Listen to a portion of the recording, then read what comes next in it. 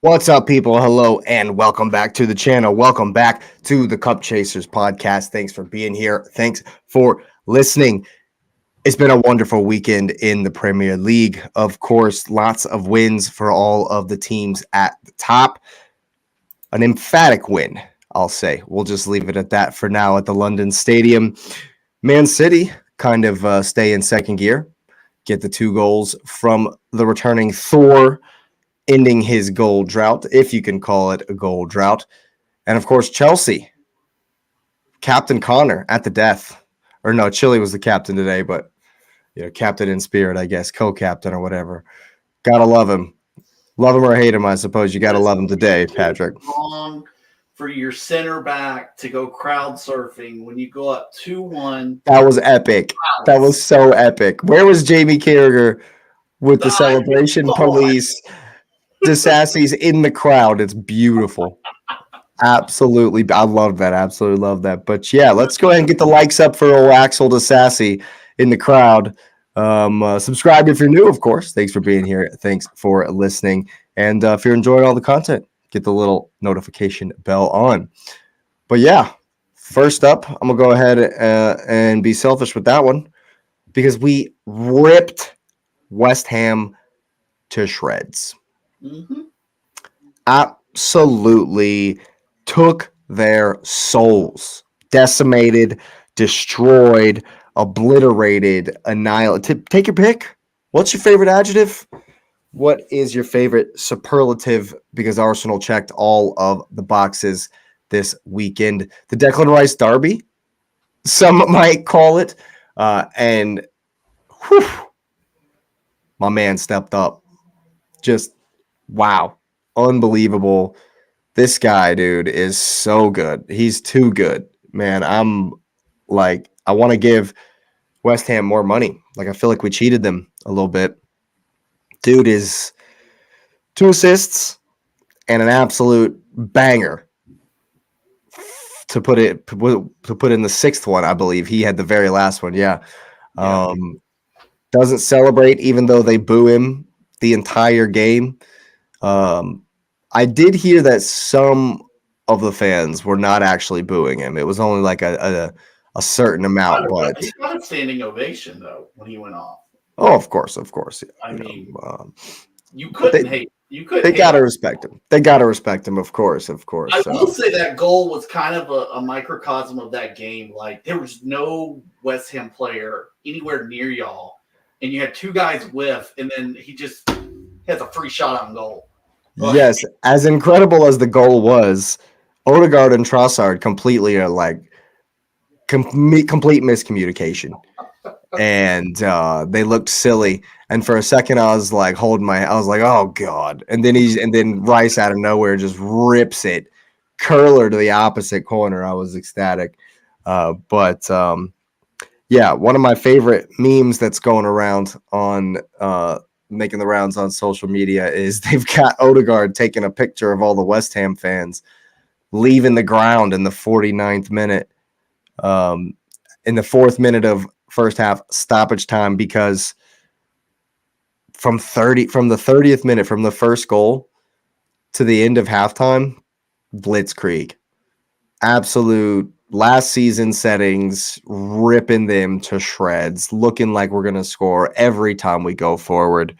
I mean, how do you even, I've said it all season. When we play really well and look really good, it's difficult to pick a man of the match. Of course, the low-hanging fruit is Declan Rice.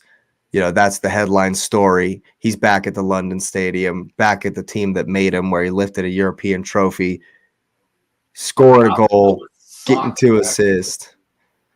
Yeah, that is a great shout. I thought Saka had a fantastic match. I love to see him getting the monkey off his back, scoring the pin at the place where some might say we lost the league last season with a missed penalty, up 2-1, went on to tie the game.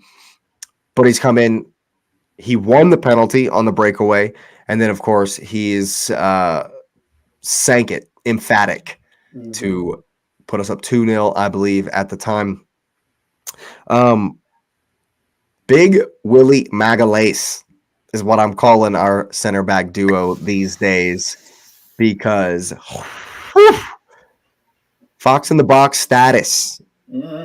Absolute. Both of them on the score sheet. Gabriel's got 4 goals, I think. 4 goals on the season now. Saliba's got 2. So, I mean, our center back pairing doing more than Kai Havertz. So, that's just is what it is. Yeah. What else is new? Absolutely. But yeah, these guys are absolute monsters. Oh, yeah. Just absolute. I'm easily, for me, the best center back duo in the league. I mean, we do have statistically the best defense in the league now. 22 goals, I believe, given. And just,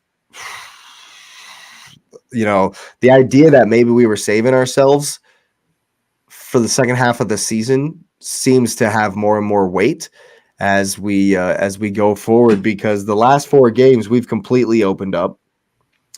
Raya has repeatedly looked to get the quick distribution and the fast breaks. There he is. There he is. What's up, buddy? I don't know if he can hear me yet. Well, I wanted to say real quick before interrupting. Sorry, my phone died. My bad. No worries. You're talking about them, defensively. Like, I don't know what West Ham was thinking by putting Bowen against those two. Like, you're just asking for him not to ever see the ball. Like, that was a horrible bullied tactical move by Moyes, which I didn't realize how poor they've been here recently. Well, they also got some real worrying injury. I didn't realize that Said Bin Rama and Pablo Fornals are gone. Just told them. I didn't even realize until they said in the game yesterday, and then they've brought in Calvin Phillips, who came on and was not good. No. That's not to say that anybody else in a West Ham shirt was any good yesterday, but as long as we're on them, my biggest thing is without Paqueta, they're just nothing. There's nothing. There's just nothing in that midfield without Paqueta. I mean, James Ward-Prowse is a marksman, a sniper from the free kick, but he's never been lauded in open play. Yeah, he Alvarez was trying to find a way to get the ball up. Dude, we really deep. We ran him over. I think one of the big things is that each week, because when I looked at this lineup when it was first announced, I was worried. I'm telling you, man, I wanted to see, just like you guys, I wanted to see more of the same, please. If no Jesus, if no Partey, let's do exactly what we did versus Liverpool. Jorginho, Rice, double pivot. And then right before the game, news comes out, Jorginho hasn't trained all week. ESR has taken a knock in training. Did you see our bench? No. Well, I saw that there were 2 kids on it. There were 3. There were 3. Because Ethan Nwaneri is 16. Yeah. And he came on the pitch. Yeah. The other 2 guys are also in the youth teams. But, I mean, everyone was injured. I mean, even El Neni came into this game. Yeah, he did. So we were definitely short. And the way that we were able to once again figure out the press and figure out the spacing, credit Mikel Arteta, because, I mean, I've been critical. And, of course, I have. There's been some interesting decisions made, of course. But every single time I got to hold my hands up. Every single time I've doubted the progression and I've doubted his plan, he's just done it. He's checked the box off. So, yes, I'll put the disclaimer in that I think Havertz should be the water boy. But also, like, Arteta is starting to win me over on the Havertz signing with the way he's making him work. And being good in a press and filling the proper spaces is not a $65 million, $275 a week job. Ooh, 275 a week. He's our highest earner. He's the highest paid player now. He's our highest earner at Arsenal. And when you are the highest earner, you need to be we need production. We need GA. We need goals, assists, and to his credit, I thought he's gotten better in that left 8 and I thought he played okay. There were times where I thought he would receive the pass and turn and bomb forward more so than he has done in recent times, coming up to the, I would say it's all kind of turned on our trip to Dubai. We've won 4 straight. We've scored ridiculous 16 goals, I think, in 4 games, including 3 versus Pool. So, that was definitely good for us. And I think that in this game in particular, the play of Leandro Trossard, dude, Trossard, he should start next game. Like He's huge for you guys. I mean, we're gonna say that every week. He's so good. This for me was his best performance from the start. He's usually the 12th man. He's usually the sub, the first guy off the bench, and he has great performances from the bench. But he's scoring goals. I think only Saka might have more goals than him this season. So I'm definitely excited about what he's contributing, and I think the way he was interchanging with Kai is once again something that's made Havertz more comfortable. And so, no, Havertz wasn't awesome in the final third because he's just not. Period. Full stop. But the way we were able to build up by having Trossard and Odegaard was coming deeper as well. And Martin Odegaard was fantastic in this game. Absolutely at his best. Back to, some of the best we saw last season. I mean, once again, it's tough because so many guys showed up and said, I want the man of the match today. Yeah. Odegaard just looked like, didn't matter how many. There was one time where he had 4 guys on him. He had 4 defenders coming at him, and he just couple jinks, couple moves, went around the corner, then come back around and got the ball off, and it didn't look like he was worried. Didn't look like he was nothing, So absolute perfect day. One of my favorite chants that I heard at this game was who scored in the West Ham end? Who scored in the West Ham end? Who scored in the West Ham end? Half our team did. It was beautiful. I absolutely loved it. As far as nitpicky stuff, Martinelli, he looked like he was desperate to get on the score sheet, of course. But he didn't really take on his man as much as maybe Saka did. But that's not to say I thought he wasn't didn't have a good game. Interesting that Ben White was inverting instead of Kivior. And Kivior, man, shout out Kivior. He had a good game as well. Ben White looked comfortable in the inverted role as well. So yeah, Nwaneri comes on, 16 years old, looks calm as could be. I mean, what else can you ask for? Just more of the same, please. More of the same, please. And like I say,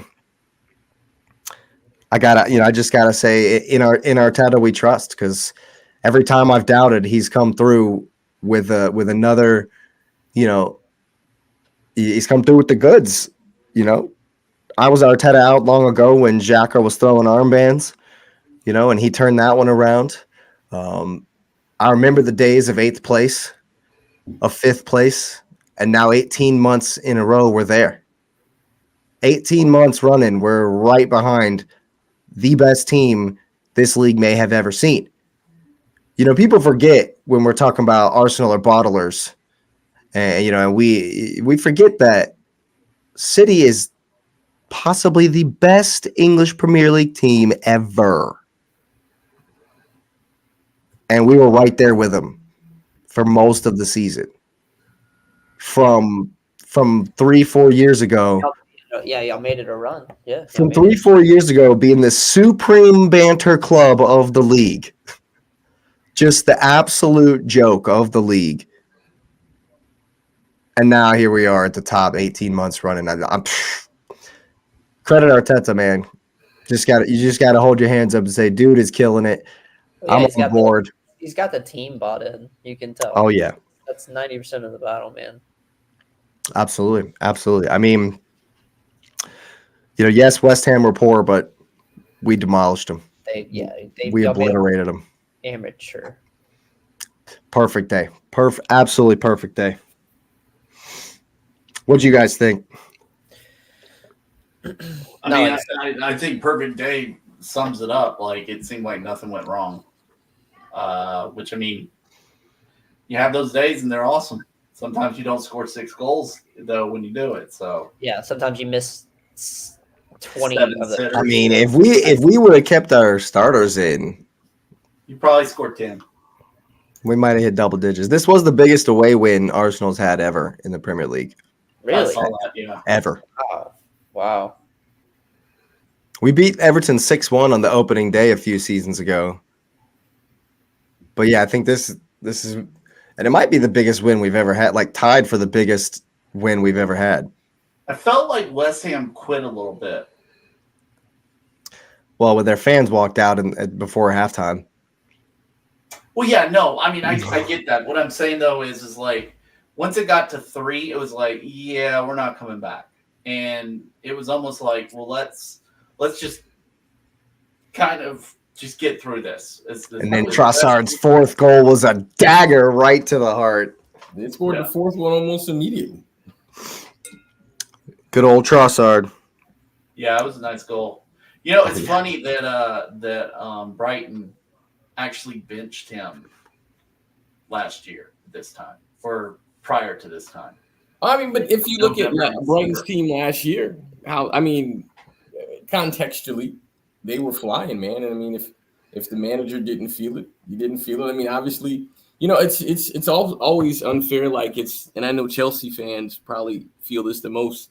Like when you talk about Salah and De Bruyne and how good they are now, and you're like, man, if they were in our team, but the environment matters to that development. Like some people are in their ways, so I mean, I think Trossard is where he needs to be. He was fantastic at Brighton. That's my point. Like, but I mean, that clearly the manager didn't feel that he fit for that. So you have to. Well, that was Graham Potter, wasn't it? No, that was De Zerbi. Yeah, but Arteta plays Kai, and for the life of, for sure, Jake, he doesn't understand why. So clearly the manager sees things. I don't understand why Raheem Sterling starts. That's contractual. I'm convinced. He didn't start. Excuse me. Plays at all. Well, look, in this game, there literally was no choice. Yeah. We didn't know. Like, Vieira's hurt too. ESR's out. Like, it's either play El Neni. I mean, that's what y'all bought him for. He is being used for exactly what you bought him for. Exactly what you bought him for was to give Martinelli the legs to make it an entire season. Oh, you're talking about Trossard? Yeah. Yeah. I mean, yeah, but he's also bringing the goals, and he's got more goals than Martinelli does this season. Yeah, I mean, yeah, he's Martinelli. He's producing. Do you think Martinelli's been good this year? No. Yeah, I don't either. Like, he doesn't take anybody on. It's weird. Could it be that there's a certain person that doesn't really support him very much on that left side, and especially versus West Ham when Kivior was the left back? And have y'all ever seen Kivior get up to a sprint? No. Bless him, but Jesus. Is it per Mertesacker like? It's worse than. Let's not go that far. I have yet to see him twist and break his own knee for a 6-month injury with no one around him. I've yet to see him do that, so let's not go that far. It's about on par with Georgie head down. Oh gosh. No, that might be Georgie head down might be faster. Oh man, it's like a It's like it's just just look that up at some point. I'll have to. It's but yeah, hey man, as much as I'm hating on, he had a great game. He definitely had a good game. Came in and did a job. But yeah, like I say, when you have Kivior and 2-9, as we'll call him, on your side down there, no one's overlapping. Maybe Kai gets into the channel for you. I paid attention to Havertz when I was watching, and he just kind of just floats a little bit in a certain section of the pitch. What's that remind you of? This is the same thing he did at Chelsea. He doesn't really have a position. He just kind of floats on one side of the pitch. That's why Trossard was coming into that space so often. I believe it. Look, man. Here's what I'm hoping. Here's what's on the back burner in my mind. X, you know that I was thinking about it. You can attest that obviously I've watched every Arsenal game for 3, 4, for however many years now. But I've probably watched 90%. I've probably watched the full 90 minutes of 90% of Kai Havertz's games in the Premier League, going back to every time he played for Chelsea. And what have I always said? And you've backed me up on this. He's a tough shirt. Well, he tends to show up the only times he does in Champions League games. His best games for you last season was against Dortmund. And his best everybody last season. His best games for you in two seasons ago were against Real Madrid when Benzema decided he wasn't going to lose. And you remember that, I'm sure. I don't want to remember that. And it's funny because now that you say it this time, when you were talking about it, I was like, yeah, no, that tracks. Yeah, he shows up international. He shows up on the international stage, even in Germany. Is it because he can't play in the Prem? Is it the Premier that give him issues? I guess. The only time he showed up in the game, the only time he showed up, you're right. And I think he is physical enough. It's just, bro, I don't think it's his style, though.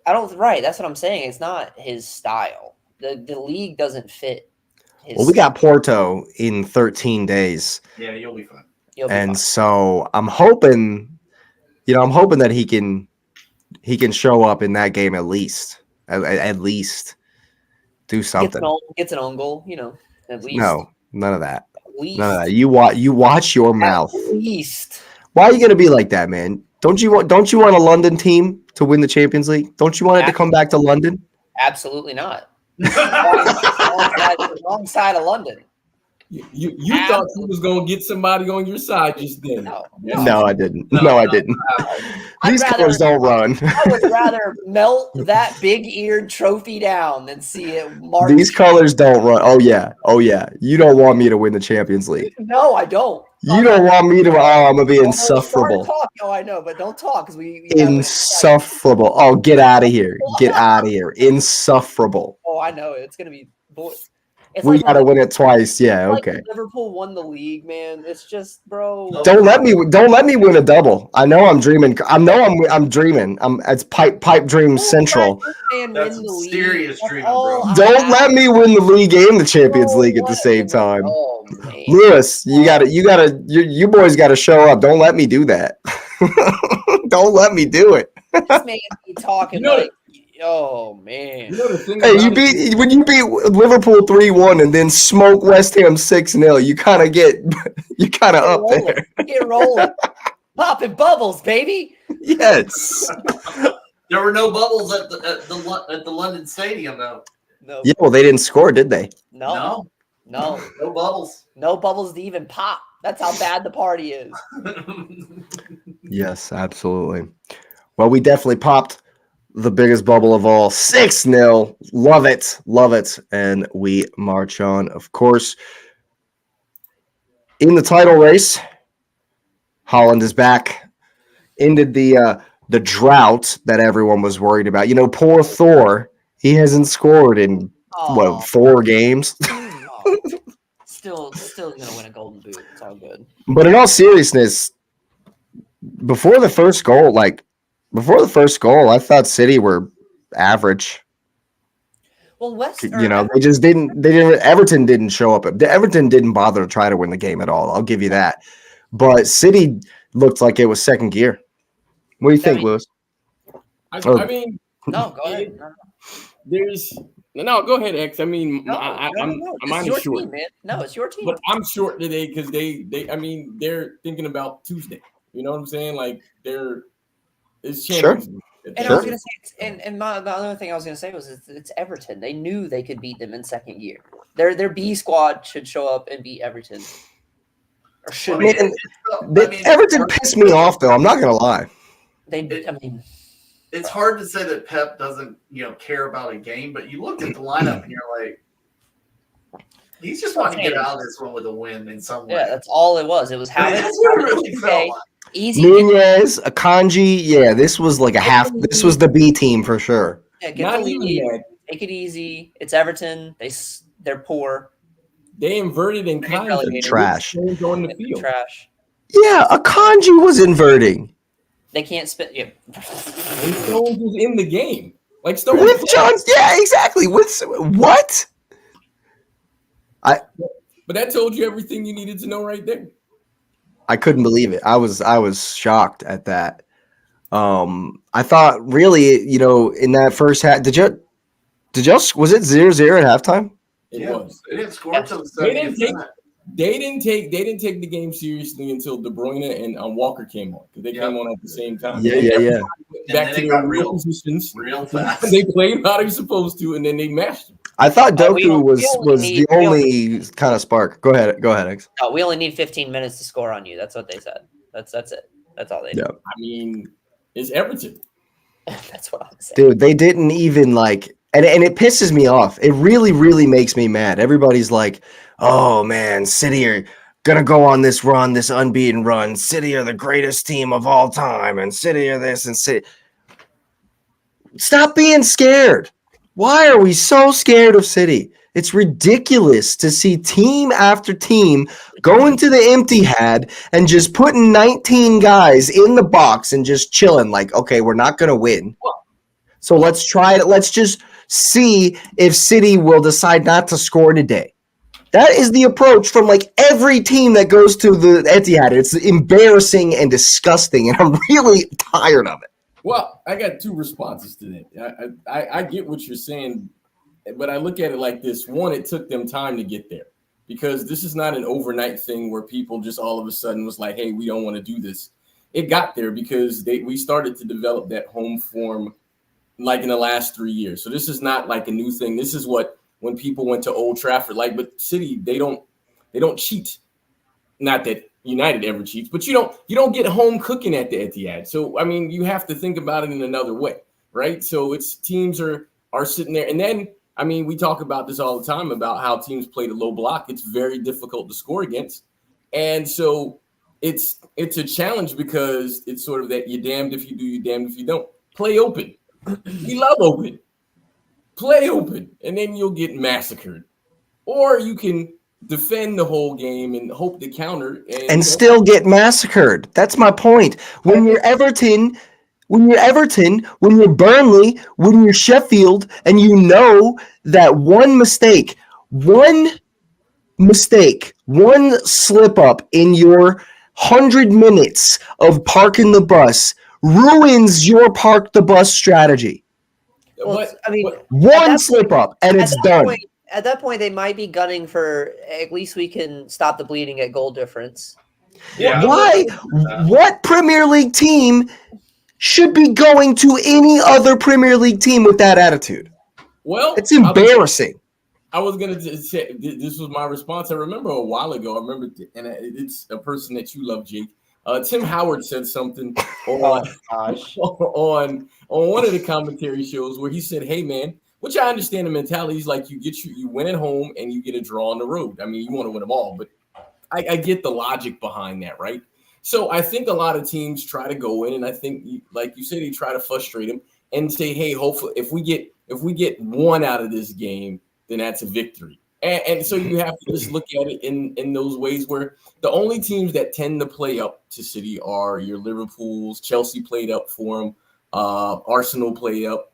But most other teams, Spurs, Villa, they didn't sit back. They don't sit back. High line for life. Well, and even then, if we're being honest, like even when Arsenal played City, you played a little more conservative. I mean, you didn't sit back, but you played more conservative than you normally do. I mean, obviously, you play based on what you see. But I mean, teams adjust because they know, and you've said it many times on this podcast, you make a mistake, they make you pay. So I mean, you like, okay, well, do I make the mistake? And if we're thinking about it, do I make the mistake in minute 2? Or do I make the mistake in minute 70? If I make the mistake in minute 70, I might be able to get something back on. You've lost the game either way. But if your goal is to go there to get a point, then maybe. I mean, Luton came at City, right? I mean, it doesn't matter what your goal is. There's only one approach that you're not going to get smoked. Well, you're either gonna come with your low block and lose 2-0. Or give a goal in the second minute and have to come out of it and lose 9-0. Which, I mean, if we look at the bottom of the Premier League table, those goals, I think Patrick just said it, the goals, or it might have been UX, the goals matter. Like, your goal differential matters. I'm not trying to get differential, yeah. Because like Burnley is probably better than the other teams around the bottom, but they play so open that their goal difference is awful. Okay, what about Fulham or Bournemouth? What if Bournemouth come to the Etihad and they're a team that's like, okay, even the bookies say it's 99% City win here. Like, no one is expecting us to win. What is the point of setting up for a draw that is very unlikely? Well, even your draw is maybe 10% to get your draw. Why not? Go ahead. But your point is you actually use the statistic for me to kind of like, and I understand what you're saying, but so what's my likelihood to win and what's my likelihood to get a draw? If my likelihood is to get a draw is higher, then why wouldn't I go for my odds, right? I hear you, but there's only one way to get anything at the Etihad. There's only one way. To play them. You have to punch them in the mouth, especially when they come out with that disrespectful lineup and formation, that arrogant, we can do whatever we damn well please because we know you're not bringing anything. You're not bringing anything. That's what they told Sean Dyche. That's what Pep said to Everton. Y'all ain't got nothing. So we're going to play this B team, this different strategy, and we're going to slide and skate through this because when KDB comes on with 12 minutes to go, we're going to smoke you. And you can't do a thing about it. That's what he said to Everton. Now, if I'm on the Everton team, if I'm Sean Dyche, I'm like, really? Really? Well, I mean, look, City will give goals. If you play with City, they will give you opportunities. If you go at them, if you punch them in the mouth, they will give you opportunities. Yes, you'll probably take a 4-0. Yeah. The Bournemouths of the world, yes. You play open, the Burnleys of the world, yes. You come at City, you punch them in the mouth, you'll probably take a 4-0 8-9 times out of 10. But if you're supposed to lose anyway, if your drawing percent is 10%, if that's all it is, why would you not go for that 1 in 10? Because it doesn't matter anyway. Because at the end of the day, if you lose, especially to the Fulhams and the Bournemouths who aren't so worried about goal difference, Sheffield shouldn't be worried about goal difference anyway. They're like 16 back on goal difference. It doesn't matter. They are not worried about goal difference because they've taken so many 6-0s already.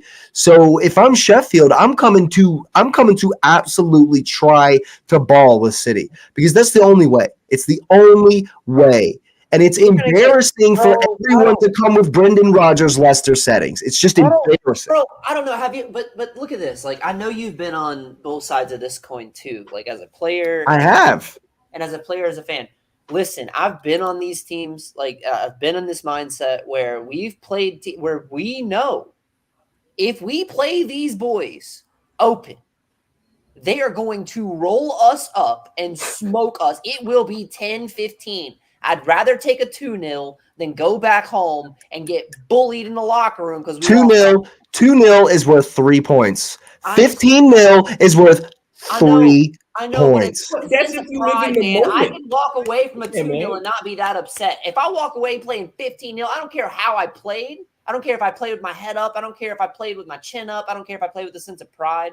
Bro, losing that bad, it hurts. I'd rather lose. What's your sense of pride when you beat City at the Etihad? So on the one day that they don't show up? Bro, we've seen. I mean, I get it. Trust me. You could catch. That could be you. You could catch them on that day. Everton's not doing that. How do you know? They put 5 past Brighton. They've had some results this season. If they didn't get the deduction, they'd be in 12th. They'd be ahead of you. Why not? Especially if you don't think you're going to win anyway. What's the point? Damn the torpedoes. Go for it. Well, come on. But I'm gonna go from a different perspective. I hear everything you're saying, but there's a couple levels. X mentioned it. I mean, first there's a pride as a player, right? Because the thing about it is, say you go for it and then your team gets all beat up and hurt. So now you got injured guys you got to play and all that because you went for it. You got open, you got desperate or whatever, right? There's that. I'm looking at the table, right? And if we're looking at the table, for example, Sheffield is negative 38, Burnley is negative 25, Everton is negative 6, Luton is negative 12. Oh my God. Right. And so if we start doing the math now, if I'm mathing right now, I do care if I get beat 5-0 or if I get beat 2-0, if I'm sitting in Bournemouth's spot or Brentford. Brentford is negative 5, and Bournemouth, which is 2 points in front of them, is negative 13. Those goals mean everything now. So for me, and if I'm the club, because the manager is tasked that way, I'm trying to finish as high as possible. So me getting smoked is money. So I'm not gonna take my long-term money. I might get sacked if I lose 13. I'm not taking bro. For money, no way. And so I get you. I get what you're saying, Jake. Like what you're saying is right in the moment. But this is where the manager does have to take into account the whole season because, for example, you used Everton's example of if they didn't get docked. But they sucked before that because we can go back and look at all the podcasts. They sucked. They were terrible. The literal deduction inspired them. I was about to say that gave them. So we can't assume that that's what they were playing for. Yeah. So that because now the deduction was to play to say in your face we're better than that. But they weren't playing like that before that moment. They were like for whatever. We can go look at our podcast and say, hey, man, Everton sucked, and every one of us said they sucked before they got that deduction. It was keep it close because we know there's 3 worse. Is there anything other than what we see right now? Is because we're in the moment, and I get it from your perspective, Jake, because you're on the player perspective of I gotta give everything. I'm not gonna just let these people walk on me, or this is disrespectful. But we've all played a team where we know they're better than us, right? And we hope they let us stay around long enough. So if they do make a mistake, they don't. And they don't. But for example, when it's that City Hope train, man, they just did it again. They just did it again. It's the City Hope train. They last 70 minutes, and then they just pull the ripcord. No, I'm not watching City anymore. I'm not doing it. I'm not doing it. When you made that point, Jake, about like City, like just sending a disrespectful line out is the equivalent of like Muhammad Ali being the champion, and everybody knows, hey man, I'm gonna get paid for this fight, and I'm gonna try to go with him all the way. Yo, and line up Muhammad Ali is rope-a-doping and letting you swing and stuff, and now you're all tired, and then you get knocked out from one hit. Because okay. If you want to do a boxing reference, I got a boxing reference for you. Why not be George Foreman? Because they're not George Foreman. George Foreman was a champion. Everton is not a champion. Bro. Why not knock Mike Tyson out, man? Come on. Why not go for it, dude? I'm saying, look, if you're just gonna go set up a low block at City because you think you're gonna lose, forfeit the match. Give the fans their money back. Well, they're not allowed to do that. Yeah, well, that's what it feels like. That's what it feels like because we wonder why City have won 6 of the last 7 leagues. Well, when half the league lays down at their stadium every time they go there, we wonder why they've won 32 straight games. How dare you, sir? Is that what they do at Anfield? Because I mean, oh my god! Listen, that is good TV money you are putting up for grabs. How dare you, sir? So just think about it though.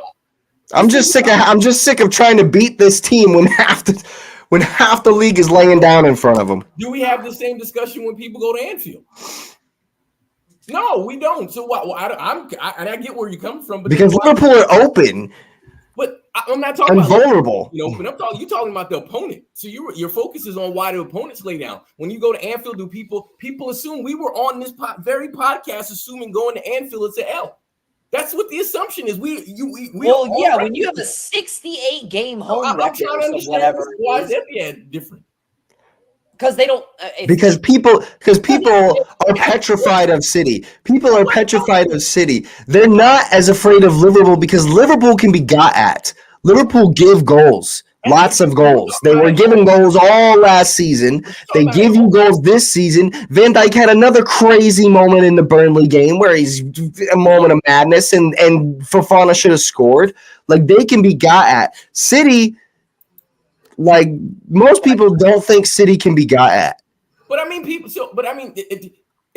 we're talking about at the place. When you go to Anfield, people assume they're going to lose, right?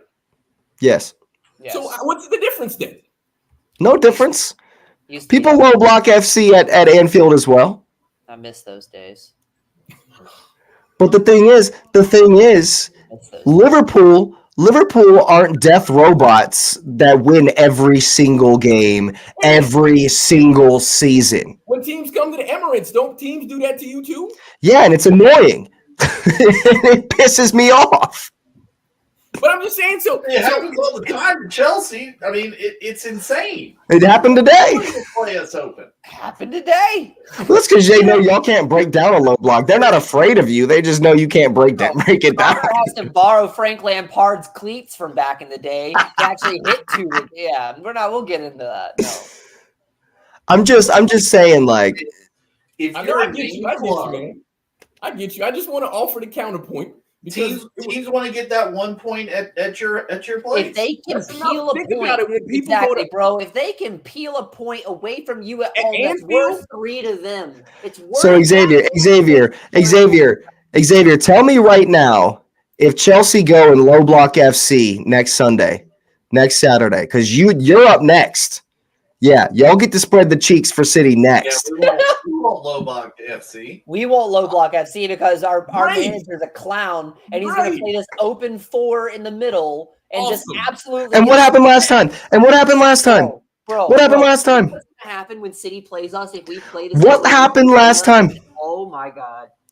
City capitulated and gave you 4 goals.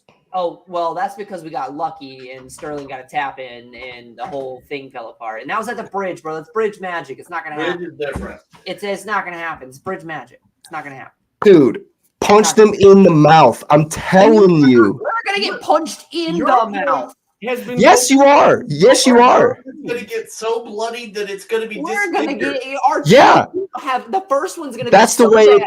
That's the way to be. That's the way to play Man City. You got to go take a couple blows, and you got to give them right back. We will. But that entire midfield is going to be open the entire game because Oh yeah. It's going to be De Bruyne is just going to cook the entire game, just be stirring the pot because no one's going to guard him. Our forwards are too far. Yeah, don't worry about guarding him. Just hit the wings. Don't worry about De Bruyne. Let him do his thing. There's going to be an open 4. Look, Haaland, all you need, give a Haaland hat trick, score 4 goals, win the game. We're not going to score 4 goals. Yeah, we won't score 4 goals. I don't know who's. I'll be happy if we get. I don't know what genie in the bottle is going to give us 4 goals. They did it last time. It happened the last time you play them. It happened the last time you played them. That's another great counterpoint that they have offered, Jake. The other one is because you're saying, hey, these mid to lower table teams need to come at City and they need to play. And we talk about this with some teams. Okay, so play open. Who's going to score the goals, right? Because we asked this about upper tier teams. Action Jackson, baby. Conor Gallagher. Connor Gallagher. I'm not talking about Chelsea. I'm talking about the other teams because, like, Oh, no. we're looking at Everton. Who's scoring? Like, y'all love Richarlison, right? It's going to be him, right? He doesn't even play for Everton anymore. Oh, man. You talk about Calvert-Lewin. You talk about Calvert-Lewin. He's a pigeon now. Or is Ashley Young? Is Ashley Young going to do it? Is that? I mean, who's going to score the goals, right? It doesn't matter. So it doesn't matter who's going to score the goals. That goes into the strategy of I'm a low block FC because I don't know who's going to score the goals either. I do.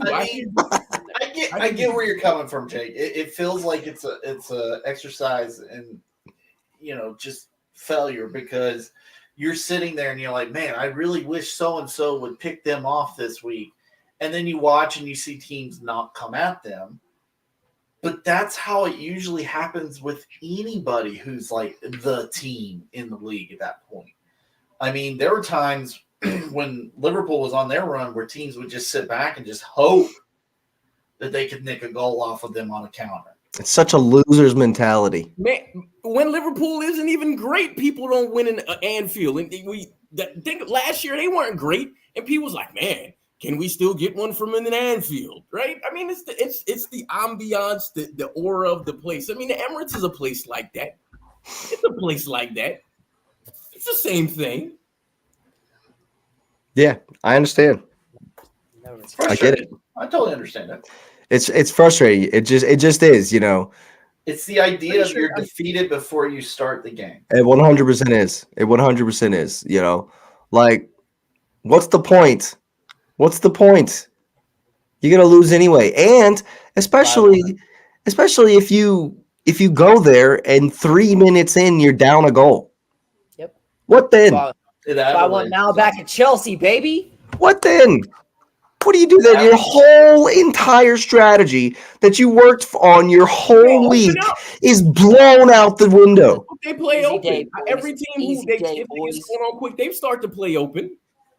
Why not just do that from the start? Because you're trying to get not when you can possess the ball like City. Not when we score a goal. It's different. It's different if you can get the ball back.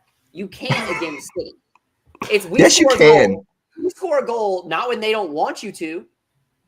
When you got Rodri, they're not perfect. They're not perfect. Make them make a mistake.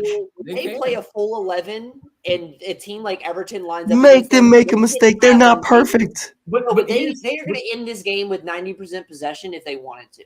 They could. And still look 2 goals. For long stretches of this game. Everton marked Rodri out of the game. And Rodri was a ghost for long stretches of this game because they just didn't let him get on the ball.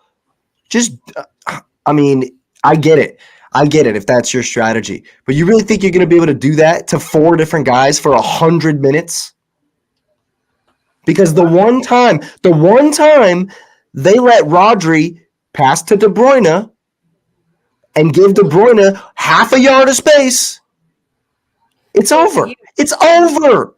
Honestly, no. I'm kind of in Jake's camp because I always argue this from this side. He kind of just it's too negative. I always think about the negative and positive in the game. If you play too negative, you are bound to. My coach used to always say it. A goal is always scored on a series of defensive mistakes. If you play too negative, again, you're betting the odds. Your defense is eventually going to crack and make a mistake because you're betting against them too often. You're making them make that play too often. The more your defense has to make that play, the more often they're going to make that mistake.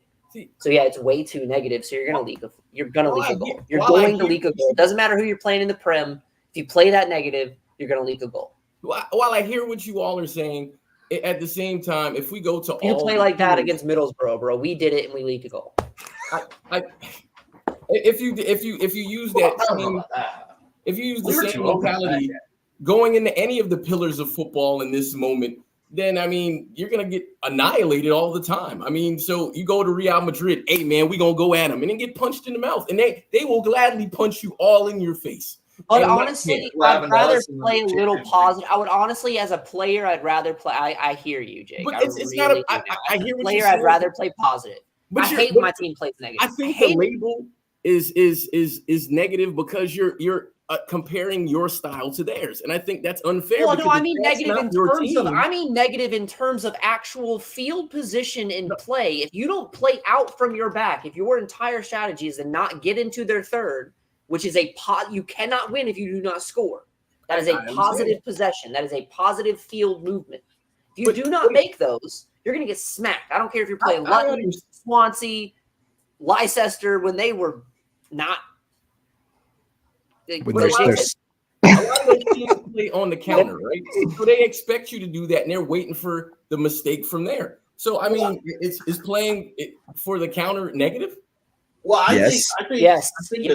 But if you know that's your team, and you don't have the attacking firepower, that's negative. Even though that's what strategy helps you. I'm saying it is. Yes, it might work out better for you, but it is more negative in terms of how this game is played in the field. I think that's just comparing yourself to others because. Well, I'm going to use two examples. They're going to involve Chelsea because that's all I know. I don't, but I'm thinking back to this season, Chelsea goes up 3-0, I think it was at Luton. Maybe it was 3-1, and all of a sudden, they just start kicking it back and forth to them. Like there's no attempt to actually push upfield. And all we did is we're up. We're just trying to run out the clock and everything. And they just kept coming and kept coming and kept coming. And they ended up, I think when did we win that game? Was that 3-2, I think?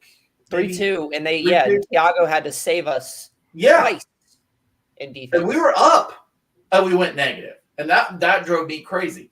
But then I think about when we played Barcelona in the Champions League in 2012. Did we play negative? Yeah, we did.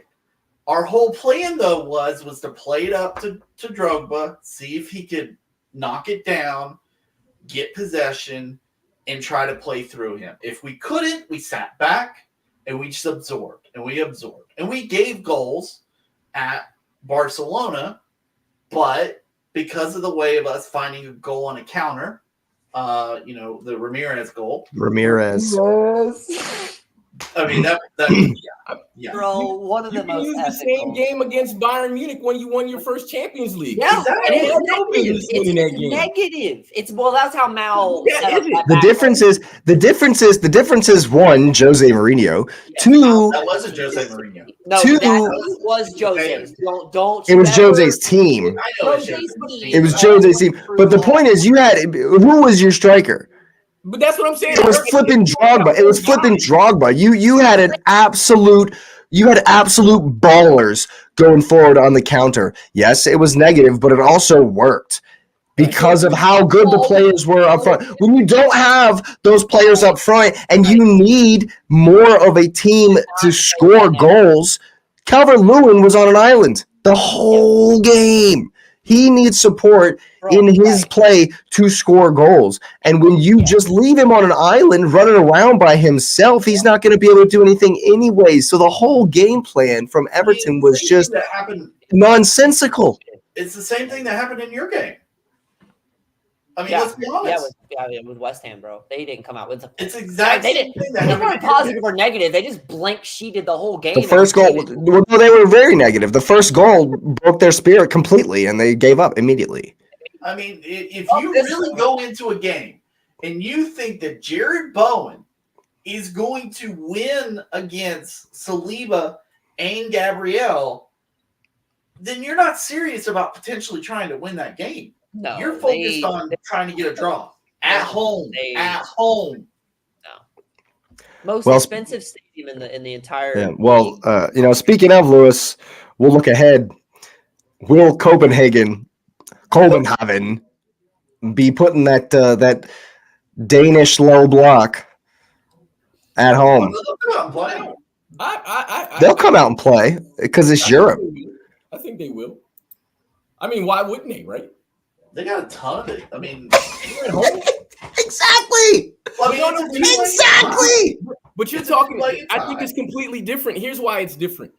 This is the Champions League, where it's a tournament where, and it's been proven multiple times, you got to win 7 games, right? Yep. You win those, and that's it. The Premier League is 38 games, and it's points. There's a very different strategy in approaching those two tournaments. So I understand if we played Copenhagen in the league, they would sit back. But because this is their only chance, then you have to play that way.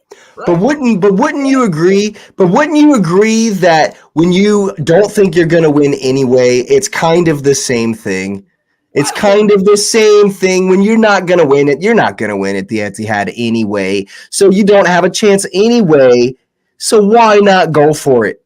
Well, I they're think playing it's a at home, combination first of that. off. The game, right? And the Champions League knockout stage just forces you into that mentality.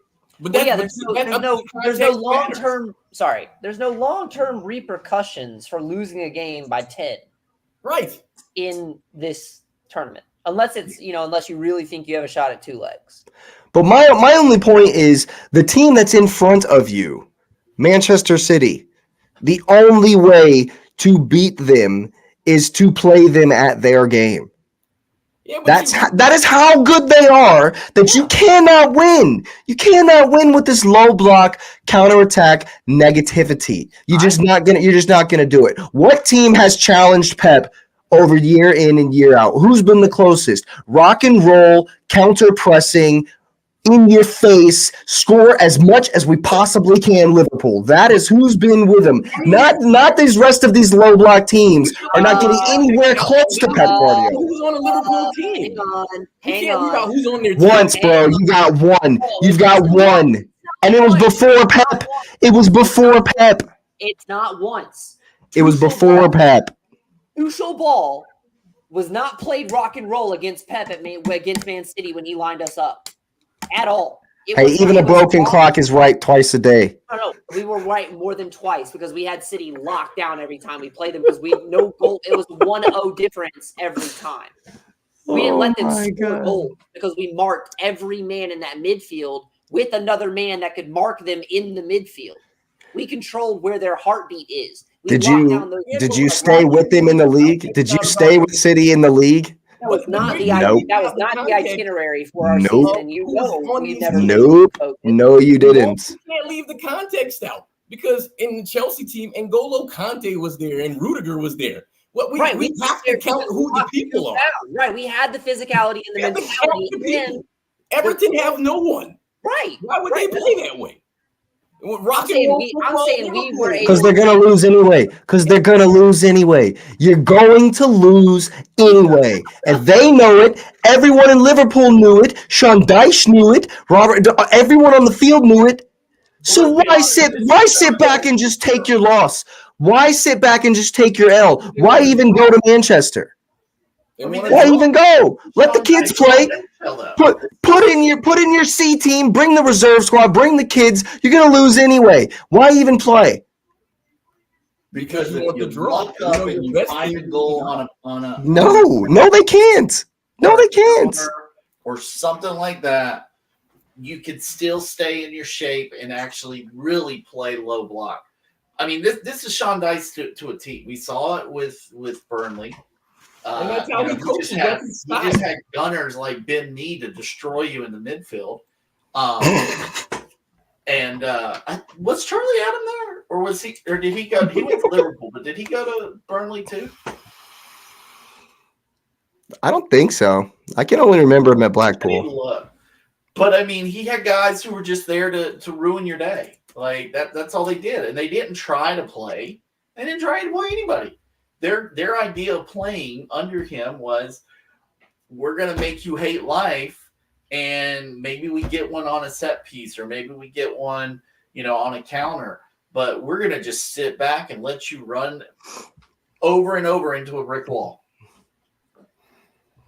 I hear you. And about your point, Lewis, about comparing them to Arsenal, comparing them to me, to my teams, I'm not, because I'm grateful that we beat you, but I didn't like the approach. That's not the approach I would have done. You got the results you wanted. So? What do you mean so? Look, that was a unique situation. It's a unique situation, the dynamic between Arsenal and City. The way we play this season is I mean, it's just more controlled, it's slower, and our whole goal against City was negative. It was a negative approach from us. We sacrificed creating chances to make sure you didn't. And so I don't, and you got your 1-0 at the end.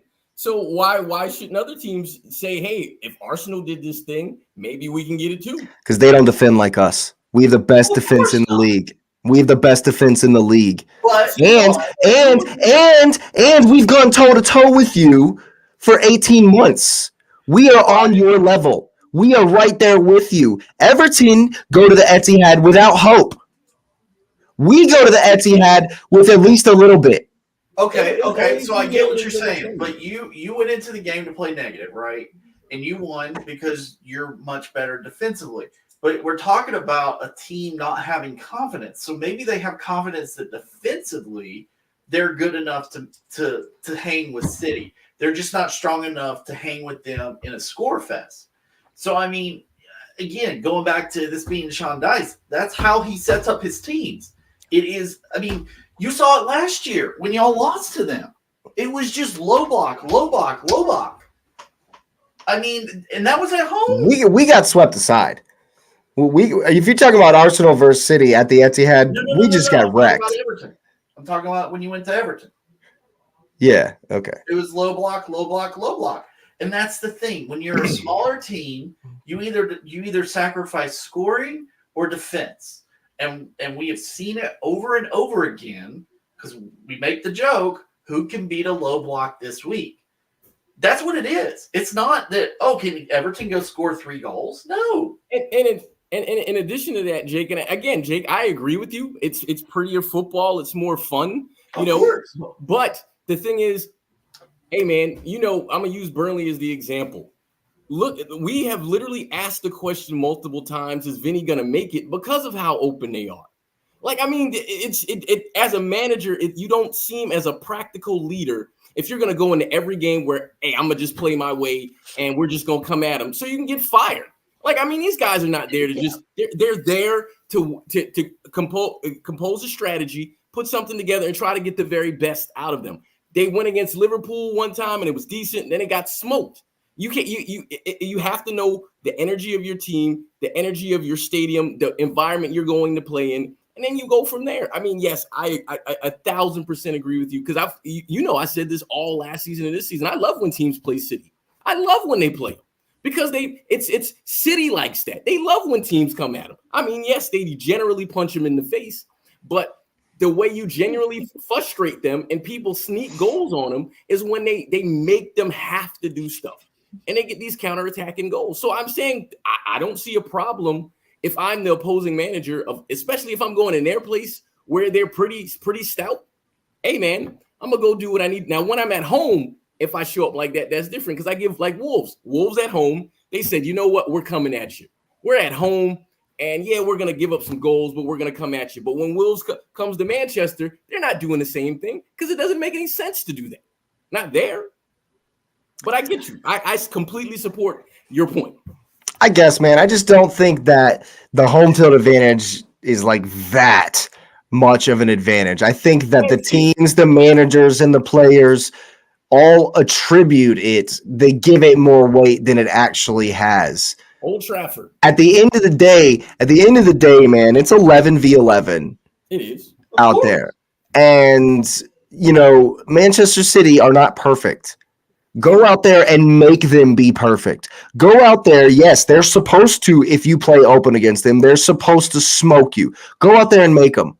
But the thing is, because they're not going to do it every time. They're not going to do it every single time. But if you all lay down for them, it's going to be so much easier if they don't have to get out of second gear to beat half the teams in the league. But the same point, make them play in fourth gear, fifth gear. Make them. The same point you're making about City not being perfect is they have a manager who criticizes them after they win games. So they go into the game knowing you're not perfect either. So their expectation is to wait for you to make mistakes. So if you're going to go in and say, hey, they're not perfect, they're like, great. We appreciate that, because when you make mistakes, we capitalize more than you do. And so, I mean, you know where the salt really is in this? Jake knows it's going to be. Because I'm bitter. Here it is. Jake knows, just like at the crux of Chelsea's every season, knows it's going to be one of these low table teams that has to step up big 1 week and show up and play City to punch them in the mouth to cost them 3 points so Arsenal can win the league. Just one team. Just once. Just one team is all it takes. Just one. And be honest about that, sir. Be honest about that's the point. I remember being vividly. That is 100% the point. I'm shameless. I'm not. Yeah. When QPR gave City the league in the 90s. Disgusting. Disgusted, my man.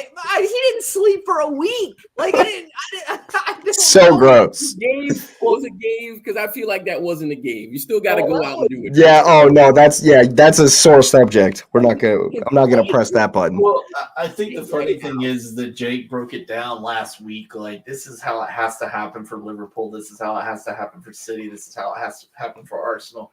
And he goes and he watches Arsenal go 6-0. And like part of him is like, okay, that was awesome. But then there's that elephant in the room of like, but City just went and won 2-0 and didn't even come out of second gear and They didn't even have to try.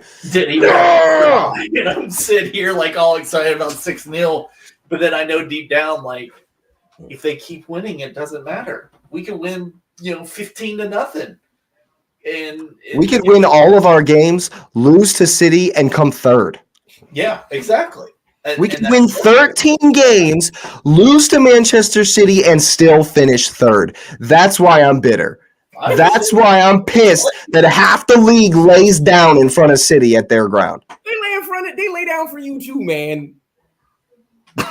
What are you That's beside the point. That is beside the point. Do we watch it? Let's say no. You can definitely lay down in front of Arsenal. That's fine. Let me not see the same 6-0 game because I know I saw it. What are you talking about? But I do Okay, you got me. I do understand. You got me. I understand. But yeah, so City does have to play in Copenhagen tomorrow. Mm-hmm. So that should be interesting. What's just happened? I have no idea. Just disappeared. I can hear Kristen in the background. But yes, will Copenhagen do the low block thing at home? Come out Well, and play. it shows they haven't kept a clean sheet in 5 games, and they are in 4th in their league. City is going to play a strong 11 against Oh, y'all are going to bring it. because I figure Copenhagen will come out and play because they need some type of something. momentum going to City next week. I think it's next week, or is the week after next? 2 weeks, yeah. And so I think they'll come out and play. I mean, that's how they beat United, and not saying that they're even alike in any form or fashion. It Right. gives them the idea that, hey, if we come out and play, maybe we can nip a result that some people aren't expecting us to. And that's a totally different mindset, like you said, between league and cup. Yeah, you go for it all the time. I mean, like look at Chelsea Chelsea against playing- Aston Villa and look at Chelsea today. right. You can tell where our Right. focus is. Right. Right. Although, bro, this is what I don't understand. If we get the 3, I don't want to move to a Chelsea segment. No, we can. It's cool. I don't understand. If we take Wolves, we're in 7th place. We're 2 points back from 6th. I Yep. don't understand where the rub is, bro. I I will don't get I will attack that don't when we get to that. But yes, the mentality in a cup is way different than it is in the league. It'll Hey, be Jake, like we're that. the segue. until the end We're of on the time. segue Chelsea. Yeah, we're segueing. No, I Chelsea. didn't want to. No, I said I'm not doing this. I'm Let's not segue. segueing. That's what Man City do to you, man. They make you think things and feel things you just don't want to feel. You just don't want, just like Copenhagen. There's an inconsistency in the cup and in the league. Yes, absolutely is. Always will be. What are you telling me? Big win in the end off the back of a so-so performance. The highlight was Axel Disasi crowd surfing. Loved it. After we go up 2-1 like 6. That was awesome. I love that. I got to say, that was great. Palace aren't that far away. This is kind of a big. Like geographically? Yeah. Yes. So it's a derby. So you're saying that was a big London derby win? I mean, it's not It's a a big derby. one. It's a derby. We take what we can these days. And I was happy to see my boy Connor actually celebrate scoring the second The one. second goal he did. Because at first I thought he held back a little, maybe for some ties, just like, hey, I want to respect it here. But when I saw him almost jump into the crowd and surf himself on the second one, I was rather happy. Yes. Yes, the game was all 80 minutes of nothing. Nothing. I mean, we scored the 46. So. And then we went to sleep. Oh, yeah, of course. And then we pop up late because we have to. Because Palace were perfectly fine with the draw. Like, they were. Yeah. Well, I even said, I don't think we're going to get anything. Bro. You cannot. Jefferson Lerma, bro. Bro, you cannot. I don't care. You're a professional footballer. I do not care if you have to clear this ball to C19. I do not care if it's ball or man. I do not care if you swing your leg so hard it causes an injury or the ball. I don't care. Romero it. I don't care. If you know you are a center back and you lose the ball, that wasn't a center back. Was it Maduki? They both. He gave it to him in a losing position, knowing he was about to lose that ball, did not reset his own position, knowing he was going to get beat. When you lose the ball and you're a third and you are the last man back and you were the one that gave that pass, you should instinctively know, hey, that's probably coming right back in my face. Might want to get back in position. Doesn't, gets beat on the touch and gets ice beamed in the next week. Solar beam. Absolutely. Hyper beamed, my man. Everybody in the stadium was shocked. Honestly, it was an incredible goal. Like, it was. What a banger of a goal. No chance. From Jefferson Lerma. No chance. Put some respect on bro's name, because wow. He's like, after that one, Cotton. Like, oh my goodness. I'm sure there's a meme of someone on the field or on the bench, one of his teammates, somebody going. Has to be. Because what? Speaking of meme, did you see the one of Connor when Enzo hit his free kick last week? Yeah. It was great. Yeah. Great. Chelsea. I love Chelsea memes. Chelsea memes are fun. Especially these days. Family friendly show. Sir. Sir. No, okay. So it was interesting, I thought, after the game, that there was a push by the players to point out that Pochettino made certain moves after halftime and after subs. And that was really weird to me. And I think it's because there's been a lot of flack towards him and his tactics pretty openly. I mean, I sent y'all that Twitter post today of, playing Enzo too far forward. I think, and then there was an interview, and Pochettino was like, I haven't won anything, so of course they don't love me yet, or something to that extent. So it was interesting that there was this push, I thought, after the game to point that out. I just thought, I said it right at halftime to y'all, we're just too stagnant. And that's what drives me crazy right now. We're too stagnant. I know exactly what's going to happen. It's going to come from center backs. It's going to go to Caicedo. Caicedo's going to play it out wide, usually to the right. Gusto's not going to be able to beat anybody. Palmer's going to pull back. They're going to pull it back to Palmer. Palmer's going to play it back to Caicedo. Caicedo will then spray it over to the next side. Like, I literally know what we're going to do over and over again. And the thing is we don't do it fast. And I thought that I think it was was it Martin Tyler? Maybe not.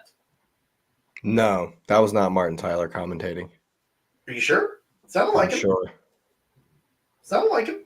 I may have been him. I watched the game in Spanish, so I don't know the answer. But somebody made a comment. Maybe. I don't know if it was at halftime or during the game, but they were talking about City. And with City, they know, when Rodri has the ball, he knows where De Bruyne is going to be. He knows where Doku is going to Doku's going to be. Caicedo Count Dooku. Dooku. Caicedo doesn't know that because no one actually plays into the right position, and it's that's where it gets so jumbled, and that's why he gets caught on the ball because he has to wait for somebody to actually make a move. It's not free flowing, and it gets frustrating because the ball just sticks. And when you play a team that's willing to sit back, that ball is going to stick on your foot all this time because nobody's making those runs. I thought they made a really good point on the first goal. Both wings actually ran into space on the outside. And what that did was that pushed the center backs forward, and then the second line didn't follow Connor, and I think Enzo was there too. And so Connor's wide open for the first goal because the wings pushed it all forward. And you don't see that usually with Chelsea. It's usually played into the middle or play it to the side, play it back into the middle. Like I even said, we finally pulled one back because it's always blasted towards the goal in terms of a cross, and I hope that somebody gets onto it. And so I still am not happy by any means. No. I'm not happy at all, actually. No. But I'm glad we got the 3 points. It would have been very detrimental if we didn't. Yes. We have a shot at playing something in Europe. Like this keeps us up high. You're literally one game away from Europe. I know. Win the Capital One Cup, win the Carling Cup, the energy drink special, and you're a conference league team, baby. I want you. Did get that? We didn't get that. Well, yeah. If you win the Euro, if you win Capital One, the Carabao. It was the Capital One Cup. You will be in the. Yeah, dude, I've been playing FIFA 14 with Morkambi. So I'm back in the Capital One Cup days. Y'all won the Capital One Cup like 8 times. So yeah, no, we haven't actually. We haven't won the League Cup in 30 years. Really? Oh no, it's the FA. I'm sorry. You're right. We've won the FA Cup multiple times. We have not won the League Cup. That's right. I don't know. Yeah, it's. I think before the Premier League, it's like maybe 91, 92. We just don't care about this cracker. Yeah, Jack. No, bigger fish, and then we get fried. No, we won Champions League and get ripped. Yeah, good job. You watch your mouth. Yeah, but yeah. So you're one game away, man.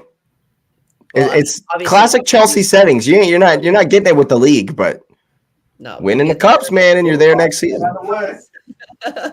Of course, we're going to get Chelsea. Fully healthy Liverpool, as a result. Oh, and watch, we'll get all the way to the FA and play Liverpool again. Oh yeah, good luck. I know how that goes. Yeah, we got screwed on the last League Cup against them. We played City and Liverpool in back-to-back FA Cups. First game of both FA Cups Arsenal had to play. City, then Liverpool. Back-to-back seasons. Yeah, we could have hit a treble with my. Anyway, I'm done. We lost in PK. I don't want to hear it. We lost 2 in PKs to them. I'm done. We'll move on. Palace game was mediocre. I'm glad we won. Tell me about Enzo Fernandez. Okay. 2 things. Enzo, I've said this since day one he's come. I truly believe my man is overrated. I truly believe he is not the one for that position. And I truly believe, and I hate to say this, Messi didn't come to the Prem for one specific reason. Enzo will fall victim to this and leave the Prem for this one specific reason. I am sorry it is this way. You are too small to play that position. You are. In this league, you are. If you want to go that route, let's talk about Christopher Nkunku then. Dude gets pushed over like nothing. Everyone who comes from Germany struggles with that initial transition. I do worry about that with Nkunku. Timo struggled with it. Nkunku's going to struggle with it. Kai struggled with it for a little while at Chelsea. It's because the physicality is a lot different. He's still struggling. Let's be honest. He's played. Arteta's using him to his strength, so he's playing positively. I don't like to say that, but Tuchel did the same thing. He figured out how to play a deadbeat, how to make it work. How to play a stuffed shirt. How to play a stuffed shirt because this man has to play 800 games a season because we wrote him on a contract. In the contract. And we pay all these Germans have to play contracts. I don't know how they do it, but they do. I don't know how they manage that. I don't know how they manage. Whoever their manager is, that's my guy. Whoever the agent for these, for Timo. For these German Michael Ballack is like, He's got the same contract at Spurs. Timo starts every Spurs game. If Timo's in the league, he starts every. He just comes straight in and starts every game. He was in the bench at home in Germany. But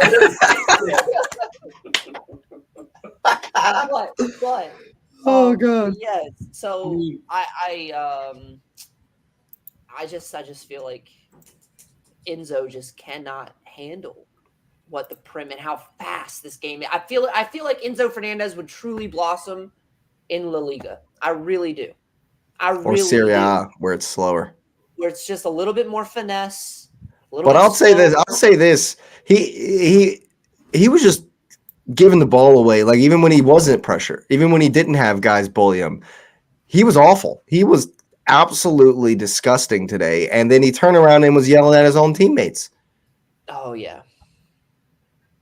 Like, yes, I can understand where you're coming from, Patrick, with, the tactics and, him being too far forward. And I think what happened today was Poch was like, hey, guys, let's go do the same thing. We looked great. Versus Villa. Let's go do the same thing. Oh, wait. Villa gives space. We're playing Palace. Palace don't give space. Yeah, I mean, you've got everybody playing within, 25 yards of the goal. And it's like, frustrating, isn't it? Yeah. We get it all the time. The only time we don't get it is against y'all and Liverpool and City and I guess my conclusion from the last hour of the show here is we are farmers. Most definitely we're our farmers. We are the farmers. I told that to someone today. They were talking about United being, close to being top 4, and I said, yeah, because we are the farmers. Like, there's no question about it. But no, I agree. I do worry about the physicality with Enzo. I don't know what was up with today. It was a shocker performance for sure. I'm more worried about leaving Caicedo so open. Well, would you not agree that because Enzo was trying to be more creative in trying to find the half spaces and trying to find the little passes that are going to break down the low block, that he was everywhere. He was all over the place, which did leave Caicedo isolated, like we've been saying. Yeah. Yeah. And that's the thing. Good on Connor for scoring. Seriously. Awesome. If he would consistently do that, as many times as he gets the ball in those his first 2 goals in the league.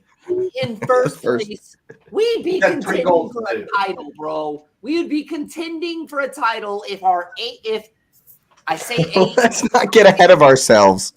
Let's not get ahead of ourselves. Look at how many times my man has had the ball in the box and has absolutely butchered it. I'm telling you, we don't lose that many goals. We still have a poor defense.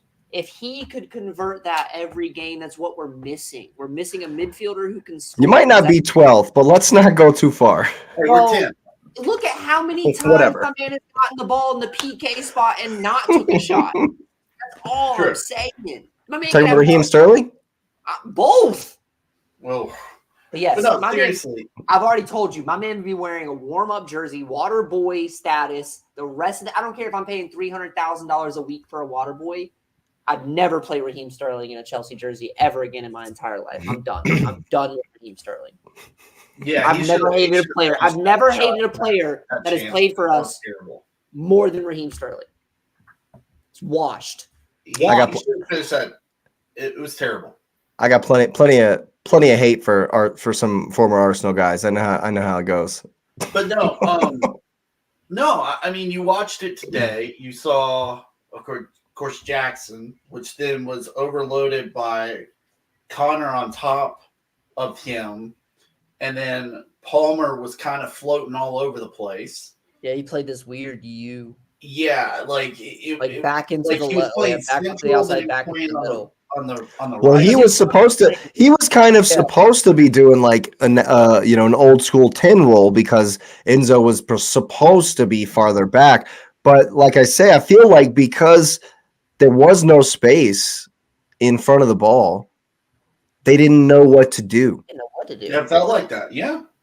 They didn't know where to be. There was a lot of Madueke and Jackson coming real narrow to try to get the width from Gusto and Chilwell. You know what it really reminded me of? It reminded me of the same deployment that Potter would do with Mount and the team, how they would get so cluttered up front.